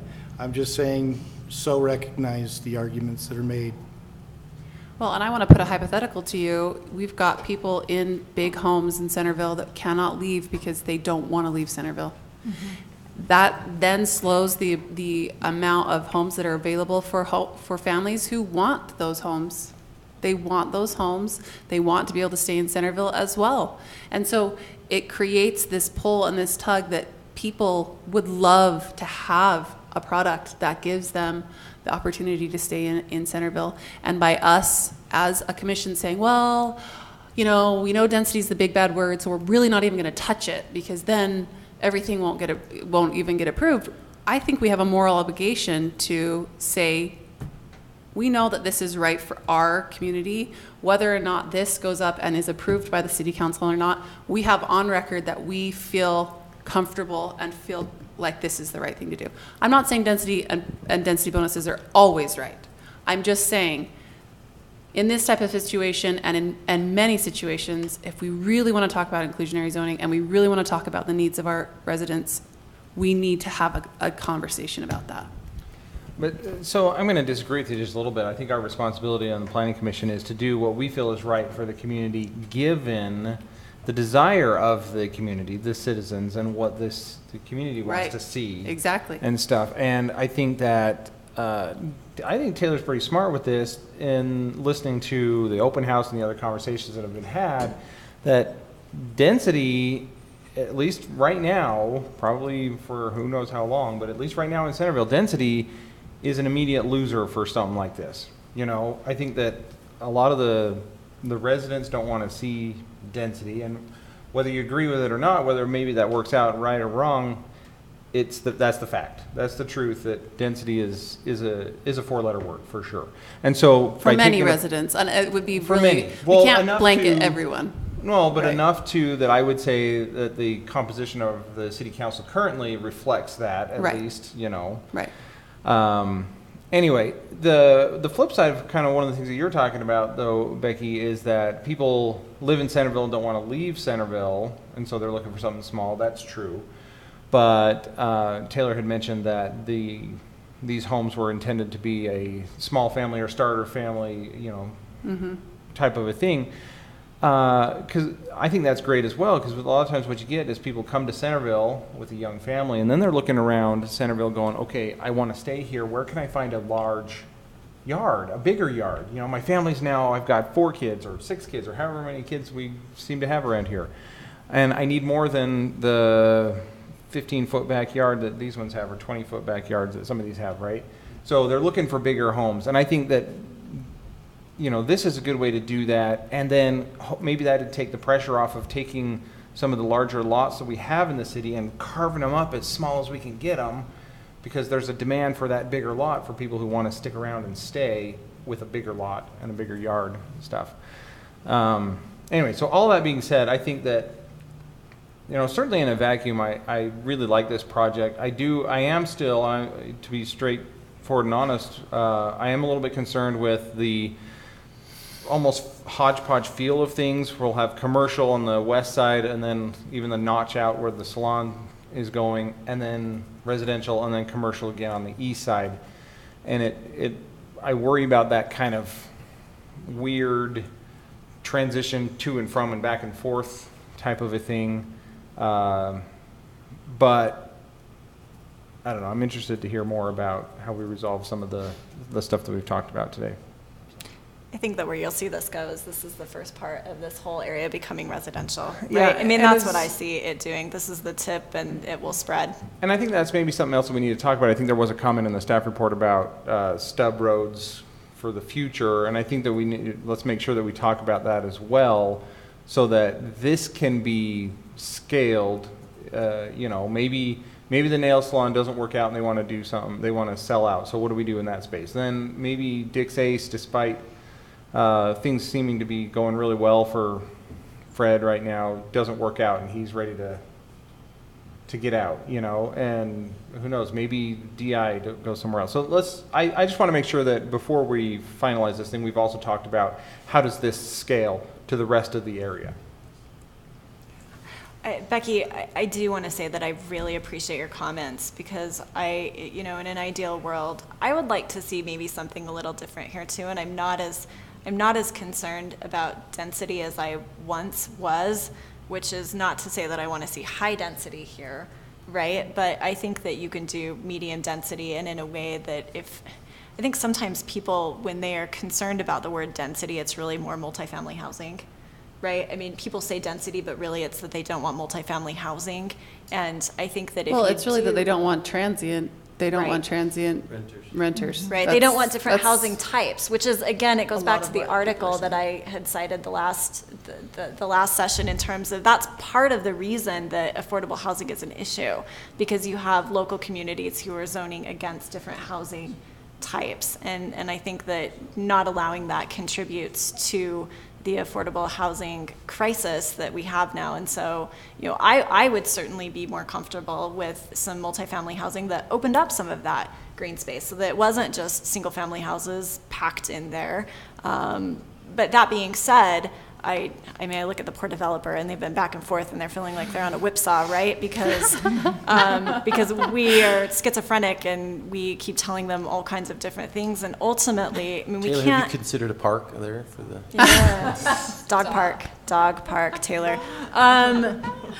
But I mean, you know, but they also, we can't force them to put in something there. We can't say, well, no, we're not going to approve this because we really only want you to put in something else, when the market would support it. I think that this plan will get general city council approval. I mean, I think that that's generally what they're looking for, and that's what the developer has to plan for. I think that it's unfortunate, because I really do want to take into account my neighbors in this community in terms of what they're thinking and feeling about density. But I also look at it and I say, I am in a very different place now, that I'm sitting on this planning commission, and I've done a lot of research and done a lot of study into the issue, and it's no longer just a knee-jerk, ooh, I don't want that in my backyard, right? I'm looking at it from a very different perspective. I'm looking at it not from what will it do to my house values and my neighborhood right now. I'm looking at it from, yeah, but if I don't do anything, what will it be 26 years from now when my kids want to come back and raise families of their own? And I think that we as a planning commission, we are charged with looking at that, right? That's our jobs, is to say, where is it going to be? And I don't think that our neighbors are looking at it from the same viewpoint. And so while I certainly want to take into account how the community is feeling, I also am beginning to feel stronger and stronger that this is an issue where I think that we just need to start having a really open dialogue with the public and help get some education out there in terms of what it means. I mean, the Salt Lake Chamber of Commerce is really looking at going out and talking to individual communities to address this very issue. You have real key business leaders who are recognizing that this is an issue and that they recognize that a lot of local cities are saying, whoa, not in my backyard, right? I mean, that's a Salt Lake problem. Salt Lake should deal with that. Or, hey, people can just move out to Saratoga Springs. We don't care if, people have to commute in for an Doesn't hour. affect our air quality, right? And unfortunately, what it means is that right now, Salt Lake is the 20th most expensive housing market. And if we don't do something different, we're going to be a Seattle or we're going to be a San Francisco. And I don't want to see that happen. And the only way that we can head that off is if we have not just us, right? It can't just be Centerville. It has to be a group effort. It has to be Centerville and Farmington and Bountiful and West Bountiful and a bunch of communities coming together and really recognizing that it is an issue, because it's going to be a group effort. And I worry that I don't want to be the ones that just stick our heads in the sand and say, not my problem, So, well, and anyway. Kevin, can I just reply to kind of what you were saying? I mean, I hope that I wasn't misunderstood. Let's just say hypothetically in this situation, we did put townhomes from 30 to 33. That still fits within the RM. I'm not saying let's go add tons of density. I am saying that we need to look at inclusionary zoning. That needs to be on our list of things to do. And it does mean that sometimes there will be a little bit higher of a density, but it still fits within what has been changed in our general plan per residents' concerns. No, I agree with you, but I think that, I think if you were to put townhomes on 30 through 33, then that's going to cause a lot of concern on some people, because density is a four-letter word, and I think the comment was made that density... It fits within RM. I know, but density for a lot of people means a multifamily type of a setup. So this is more dense, obviously, than across the street, or, well, not exactly across the street. But across the street to the east is going to be way less, because that's RL, right? But this doesn't feel like density compared to what a townhome does. And this is something, that I've talked about on and off over the years on this planning commission, is that density a lot of times is a feeling. Yeah. The math, you're right, the math works out all the time. The math says this is the truth, but how does it feel, right? And so townhomes feel like density. This even single level with master on main? Yeah, I don't know why, but for some reason it does. When you take those two units and you stick them together like that, it feels like density. But when you separate them and you have a side yard and you have all that other stuff, even though the math is the same, it doesn't feel as much like density. The same way that we talked about, I said with a flag lot. Flag lots feel like density, even though the math says it's not. Feels like it, because now you got a home in your backyard. Right. So anyway, that's what I'm saying, is that this is a smart approach, because you're still going to get 33 units in here without it just automatically feeling like density. And generally supportive of this plan. I'd like to see the developer come back and address some of the questions that we've raised, but I think that it's heading in the right direction. Yeah, there are other things that they could have done, and I probably would have been equally supportive of some different things, but I'm generally supportive of this one. So, can I say one thing too? I know that, and this is just a direction that I've kind of talked with staff about before, and I sort of alluded to it when I was talking to the applicant. I've had people come to me and ask me, yeah, you're on planning commission, what should I do in this situation? And I direct them to the ordinance, as I should. I wonder if there's anything that we can do to help applicants, help residents, help developers understand in a checklist format, or even just the formatting of our ordinance, so that it is easier for them to read so they don't miss these sorts of things. I don't know if there's anything we can do for that. I don't know if there's a way that we can create an extra just page that says, like, please make sure you do all these things and refer to the ordinance, or I don't know, something like that, because I don't know, you have to ask her. But what I'm thinking, just really quickly, making it more a way that if I'm just the person coming and I want to do what is written in the ordinance, I want to fulfill what is there, is there a way that we can as a city make it easier for people to do what we want them to do. Beyond the ordinance Yeah, the themselves? general answer is, I'll just be, rough. No, there's not. Let me give you an example. The building code is a very complex code. There's no way a building official can sit down and educate a person who wants to put an addition onto the back of their house what they have to do. So the answer generally is no. Codes are much more complex. They're much more difficult. You have to engage more professionals into it. It is a very difficult process. This was what happened with the building code, is all cities had different types of codes for their building a long time ago. And the state went and adopted standard construction codes in response to the building community that we don't want Sandy City doing something different than, so now you have a standard construction code to alleviate that. Do you know how complex that's grown since that time? That's what you're saying in the zoning code. Do you want a standard zoning code across all cities? Because each developer's got to go into different cities that craft different outcomes of what they want their community to be like. And it takes a significant amount of time. Now, can we be more helpful? Yes, we try to be. We have a development review committee. It doesn't cover all the other things. We have the submittal requirements of the project. We have posted the codes online. So are we trying to be helpful? Yes. Is it successful? No, it's not successful. I've sat with a project that Logan's very familiar about, and what we did to solve the anxiety is they said, I don't want to go to the Planning Commission yet. I want you to take the time and go through an analysis. And so I took a week, 2 weeks for staff. I took a week, and I spent some extra time at the request of the developer to write up a very specific compliance report and sent it to them in the email. But then I had delayed at their request to say, no, I don't want to be on the agenda till I get X. And Corey So does. the push and shove is the timing as well as the complexity of the ordinance. And you do have a checklist that he hands with the application that lists them.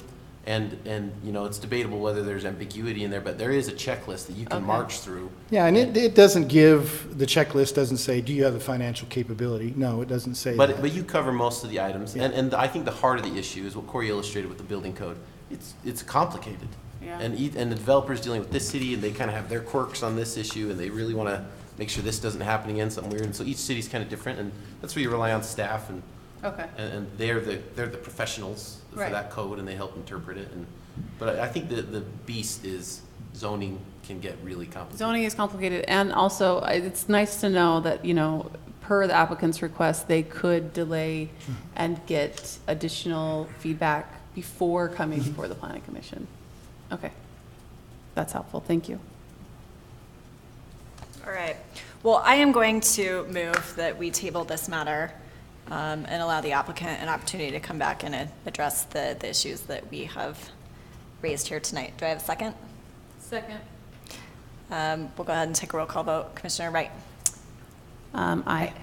Aye. Aye. Aye. Aye. Aye. Sorry, Taylor, we wanted to keep you for another hour, but we're going to let you go. And just so you know, that whole application thing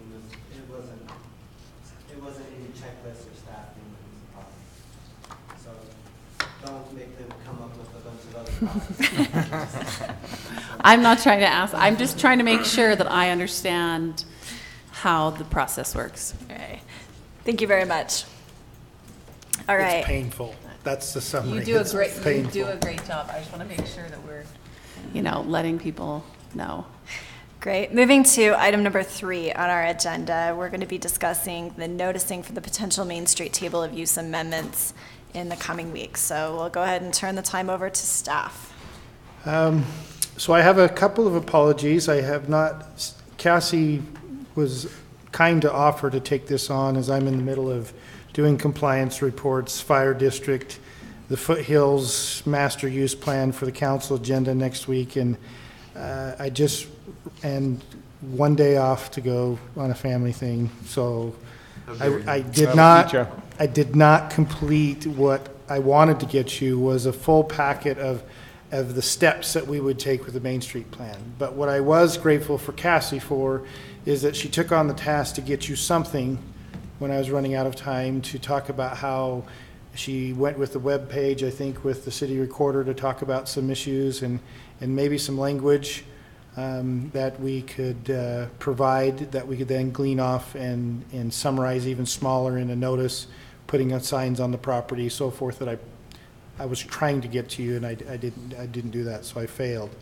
But I'll let Cassie discuss what she's discovered in taking that task on in a short amount of time to save me in the moment, and then let you give us some feedback. And one just caveat, I did get a call from a council member concerned about us moving forward with the Main Street uses. There is some concern that maybe some of the proposed uses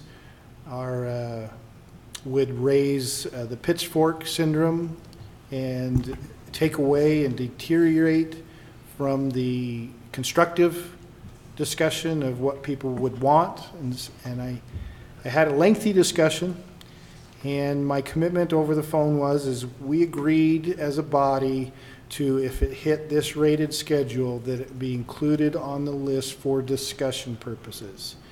And I feel comfortable sticking to that because the group agreed to it, so I don't really want to vary out from on my own venture.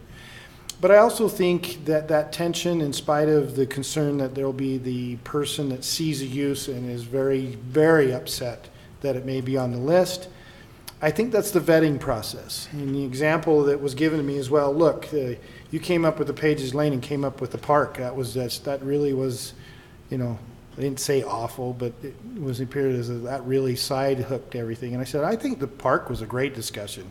Oh, sure, it was controversial, but I think it was a great discussion.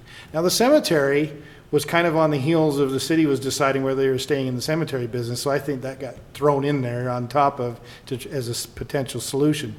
But the park was a vetted. We had an honest open house and people said we'd like a park. Whether we agreed with it or not, that was an honest answer from the community.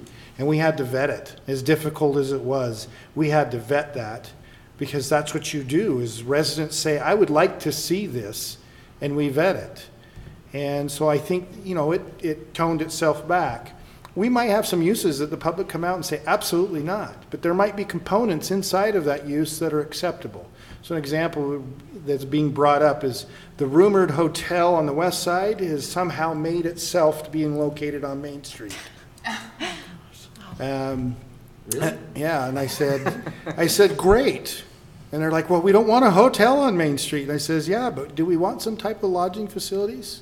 So maybe the hotel's the wrong thing, but maybe some other things might be worthwhile as lodging facilities, or an opportunity for accessory dwellings or something of that nature. So my pushback to the council member is I'm leaving it on the list if it's on the agreed terms, and just be aware there's the concern out there that as the commission approaches it, there might be somebody that gets so overly focused on a particular use that you don't get the honest feedback on the other uses that might be acceptable. That was a concern they raised.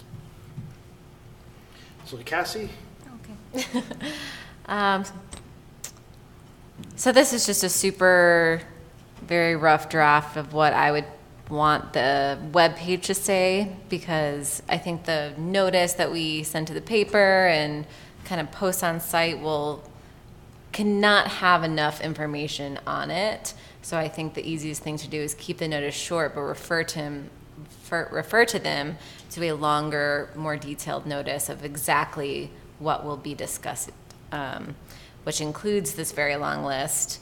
So I didn't really see posting this really long list in all these places. So I think the website is the best format to do that. And I've been working with Mackenzie, and we can have a place that we put on a link on the front page where we have all this information, and people can make comments that would just get sent to Corey and I and not get posted publicly, which I think is the best case scenario.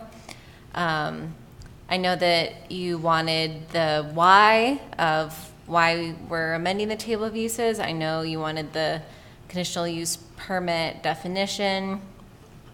And there, I try to differentiate between what would be moving up from a not permitted and what would be moving from a CUP to a permitted as easily, like as simply as I could, but I know that that's new language for a lot of people. So very open to comments and suggestions. So you're saying you would not have this full list on the mailer that goes out to people? On the, We could do yeah, the mailer. on the It mailer. would be the newspaper notices. The newspaper notices, the things we post on the state website, I would keep shorter, but include this link. That's fine. I think that the mailer would need to have all of the Yeah, information. for sure. Just because of what the issues that we talked about with a lot of people not having a lot of internet. Yeah. But I think it will also just draw their attention to it in a mailer that may pull them to the website. I don't think it's necessarily that they don't have access to the website or won't use it, but I think reading it in black and white in front of you in your mailbox will be get a helpful. lot more attention than just like, we posted this here. Some Right, people right. will look. I also think it might be good, I kind of like how you, on this last part, said the following are currently on conditional use and move to the permitted.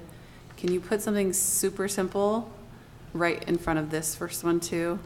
Because I think you say it right there, and then there's a few things that happen, and then the list So is just there. right before it? Yeah, just have that so that, it, you know, you could format it so that it's even in like a column, like this to this, boom, and then this to this, boom, or something. That's easier, but something that's right before it so they understand, because they're going like, what is happening here? And I think having, as you Yeah. did below, That have it statement up. right above it will be more easily understood. So Just move that paragraph down. This paragraph, just move down. Yes. Yeah. Corey, with regard to the comment that you received from a city council member, for what it's worth, I had understood as a group that we had decided to do it this way. And I think that, I mean, as much as I wish that the public would come out and tell us all the things that they're really excited about, usually it doesn't work that way. Yeah. Usually you put it all out and the comments you get back are the things that people don't want. And so I fully expected that we put out the full list and we get back whatever comments from people who are concerned about specific things. We strike off those specific things, and then the rest of the We can list move forward. moves forward. I mean, I wish people would get super excited about some of these things, right? But most people don't get into that level of detail like we do. So, Cassie, fantastic job on putting this together. Just a couple of comments from my perspective. What I would love to see on this, instead of just saying, see definitions here, if on the website, if it's possible to actually hyperlink each section to the specific definition, so that instead of having to click on that link and then go scroll down to find the definition, if you could just click on agricultural sales and service and it, boom, populated to that part on the web. You know, it like opened a new window and went right there. Does the web I do don't that? 100% know if I can do that. I think we can figure out something that will be much easier than sifting through the code link. Just double. That's be what able I to- wanted you to should be do, able but to- all the yeah. definitions are in the same spot, on the same page. You see what I'm saying? Right, so I'm thinking So that, I would love to do that too, because some of them you need more than others. Talk to but I think we can pull the definitions out and link them in a different way. Maybe, because I just know, like, what I'm thinking of is on the Utah rules of practice and in the federal Utah District Court, they have links, right? And it'll say, go see Rule 7-1, and you click on it, and even though all of the rules are in like one big HTML It's site, scrolled it, down. boom, But it the- opens right to where it is. The problem is that it's 12.12.040, and that's where you link to, and you can't link to this individually. We don't have You- an individual address. I know, for but each she's saying definition. like, No, but- sometimes you can even link to the page being a section of scrolled the page. down a certain degree. Yeah, but I don't think this page does that. And maybe it doesn't, and I don't know, maybe. No, I think we'll If do, we can figure out a way to do it, I would think love we to do we can too, take that but- suggestion, we'll figure out a way to reset the definitions so they're not pouring through all of that section, and they can have something. I don't know if it'll do like a bubble pop-up, a cloud pop-up that says that. I'd like that. Oh, That there would you be- go, just even if they highlight over it. Oh, that would be fabulous. Tooltip? Cassie, how's your programming skills? Can you, HTML, come on, let's go. Look, I don't feel super strongly about it. It just seems to Yeah. me like It it would would be be a nice. user-friendly way without feeling like But I think we can pull out the definitions at minimum so that they're separated themselves. page. On a separate page. Yeah. And my other comment was with regard to the conditional use permit definition.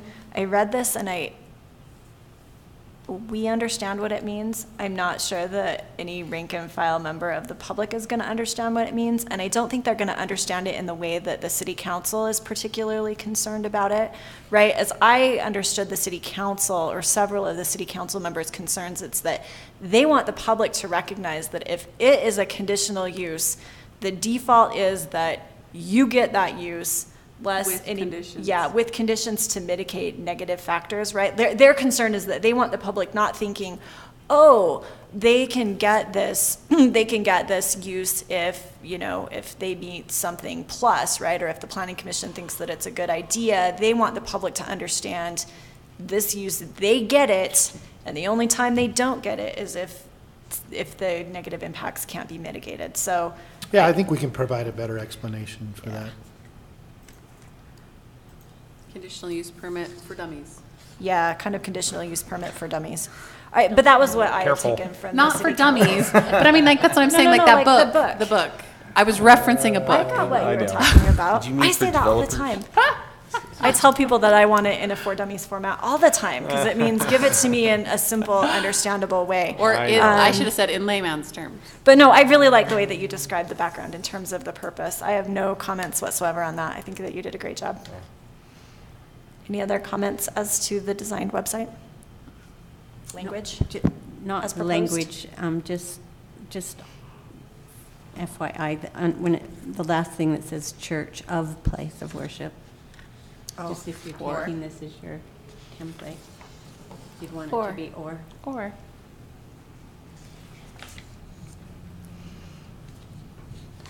Excellent. Well, thank you for And thinking. maybe I you think could it's put, I don't know if it's just this, the formatting business equipment, rental services and entertainment. The entertainment goes to the second line, and that might I'm assuming this will be slightly different when we actually format it for the just webpage. make sure that's formatted so people don't have any weird, like, entertainment can be on. Yeah. What is entertainment? Any kind of entertainment you can imagine. Any kind of entertainment. All right. I think that's a good idea, though, that, Corey, that you mentioned, just having just a page that has these things. Yeah. Make a new At page. minimum, I think we can So do that you that. just but link I'll- to that page, and they can go back and forth to one page that has each of the categories. Well, maybe not one page, but one document. I'm sure there's a technological way to We make got all the it, magic we got happen it. that we're I'll asking ask for. somebody I know and see if they can do it. You can't hyperlink to a document if it's on our network. Yeah, but you can hyperlink to specific parts of an HTML document. 'Cause- Yes. So Yes. anyway, you can take a look at that. Take a class real quick. So thank you, Cassie, for saving Corey's bacon, because That's helpful. Well, we wanted to keep it moving. I'm just kidding. Corey, yeah, I know you have a lot on your plate, so we appreciate both of you guys a lot. Okay, if anybody doesn't have, wow, I just said that really poorly.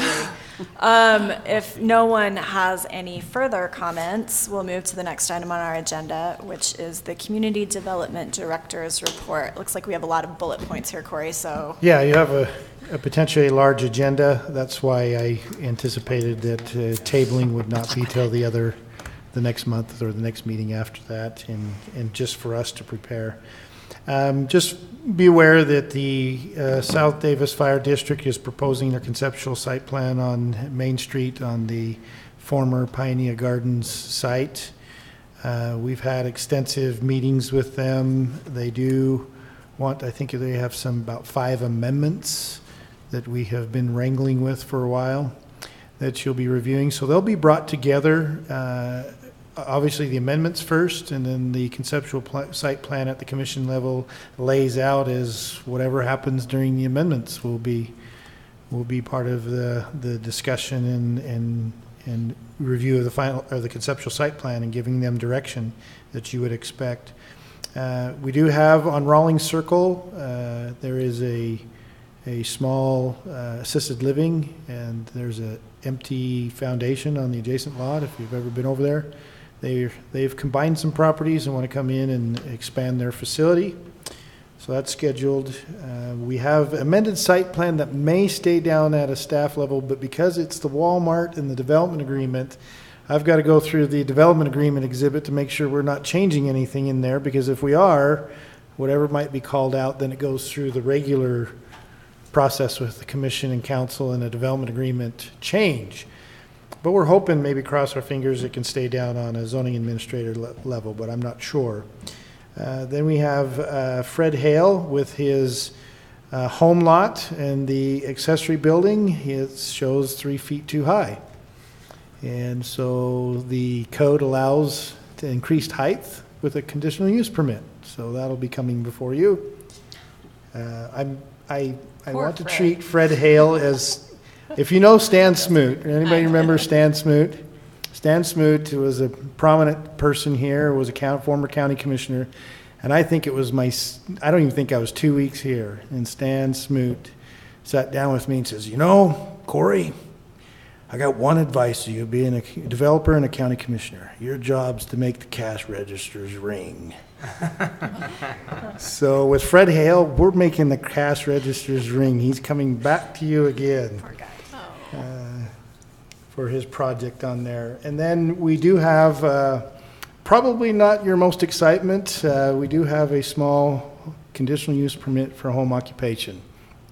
They have a party event trailer that they want to store outside, and as you know, it's supposed to be inside the home. So they're seeking a CUP for that. So we would anticipate that the tabled action then would come back to your August meeting for us to be able to respond. So that's our report. I don't recall anything from the council. I know that they had canceled their early July meeting, and they're meeting next Tuesday. You'll have the Bell rezone on that. You have the fence height that's scheduled for that meeting. So I don't think there's been any decisions. Just a couple things that might be of interest to the Planning Commission from the council. They adopted a resolution to name the open space on 100 South the Lee Scaveland Wildland Park. So that The what? passed. The Lee Scaveland Wildland Park. So that's that open space just behind the county property. Yeah. And then they did adopt the 2017 version of the National Electric Code, just to keep up with the state law. And then I just wanted to let everybody know I'm going to be out the next meeting on vacation, so I won't be here the 25th. Oh, Kevin Sorry. is in trouble, because I am not going to be at the next meeting either. So Kevin, you are, You're it. it's It's going a to be long fun. one. Sorry. Can I go? So, yeah. And then the other thing I was wondering, I know we had talked about it at another meeting, but I think it might be helpful as staff is working through the subdivision ordinance amendments. They're just so lengthy and complicated that I'm thinking that it might be a better process to try and bring a chapter when we're done to the Planning Commission, because I think if we just give it to you at the end, it's going to be too big. And so sometimes the chapters might be really boring, and if you have 0 comments, that's totally fine, but at least we could give you in your packet, you know, as time permits, a chapter, and then we can talk about the issues and just get a little feedback. It's not intended to micromanage the process of ordinance drafting, but I think on some of them, like more with the conceptual plan and the preliminary, it might be nice to have your input on whether to have the public hearing, whether to have it staff approved, that type of thing. So if you're okay with that, we might start for the August 8th if it's not a huge meeting night.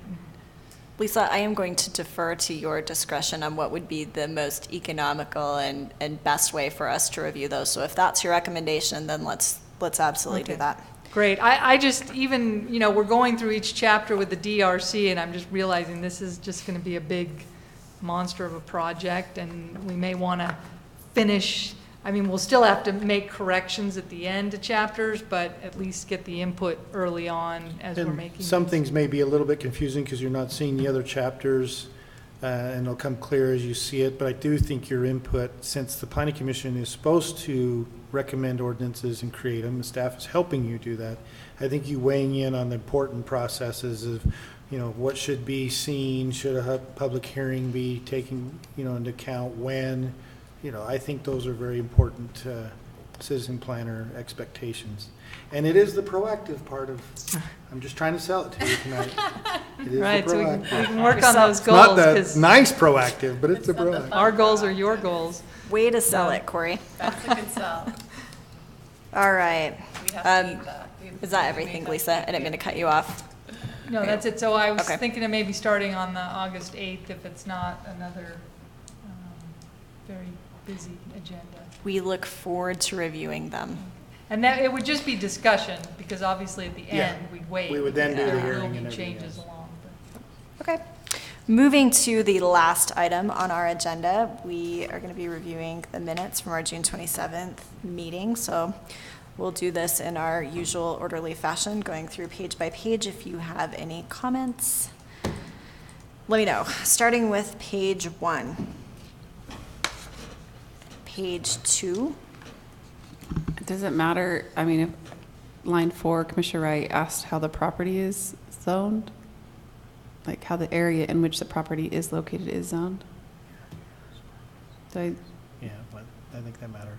Okay, so let's just say Commissioner Wright asked how the property is zoned, How the property just so that it's just is clear. zoned.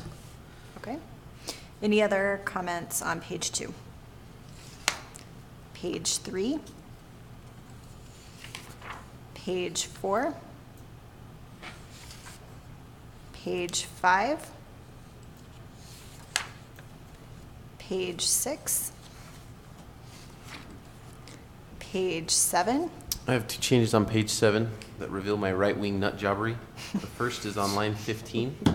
It states the force of law could be an appropriate tool. I think I was expressing the force of law could be an inappropriate tool to enforce that.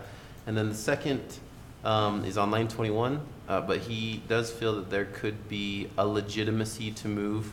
I think that should read that there could be a legitimate reason to move. So maybe those 2 changes. Thank you.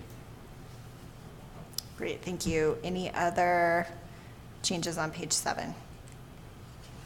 Can I also just say on 42, I think later in the paragraph it talks about the intensity zones, but I think it might be nice, just since that's the opener to the paragraph, saying Commissioner Wright said that she is comfortable with the zoning text amendment as long as it does not include allowing a buffer between the same AL and RL zones, which are the same intensity zones or something, because it takes like 5 more sentences until finally it says problems between same intensity zones. And I don't want that to come across as like there's no reason for that, but because AL and RL are the same intensity might be a good way to say that.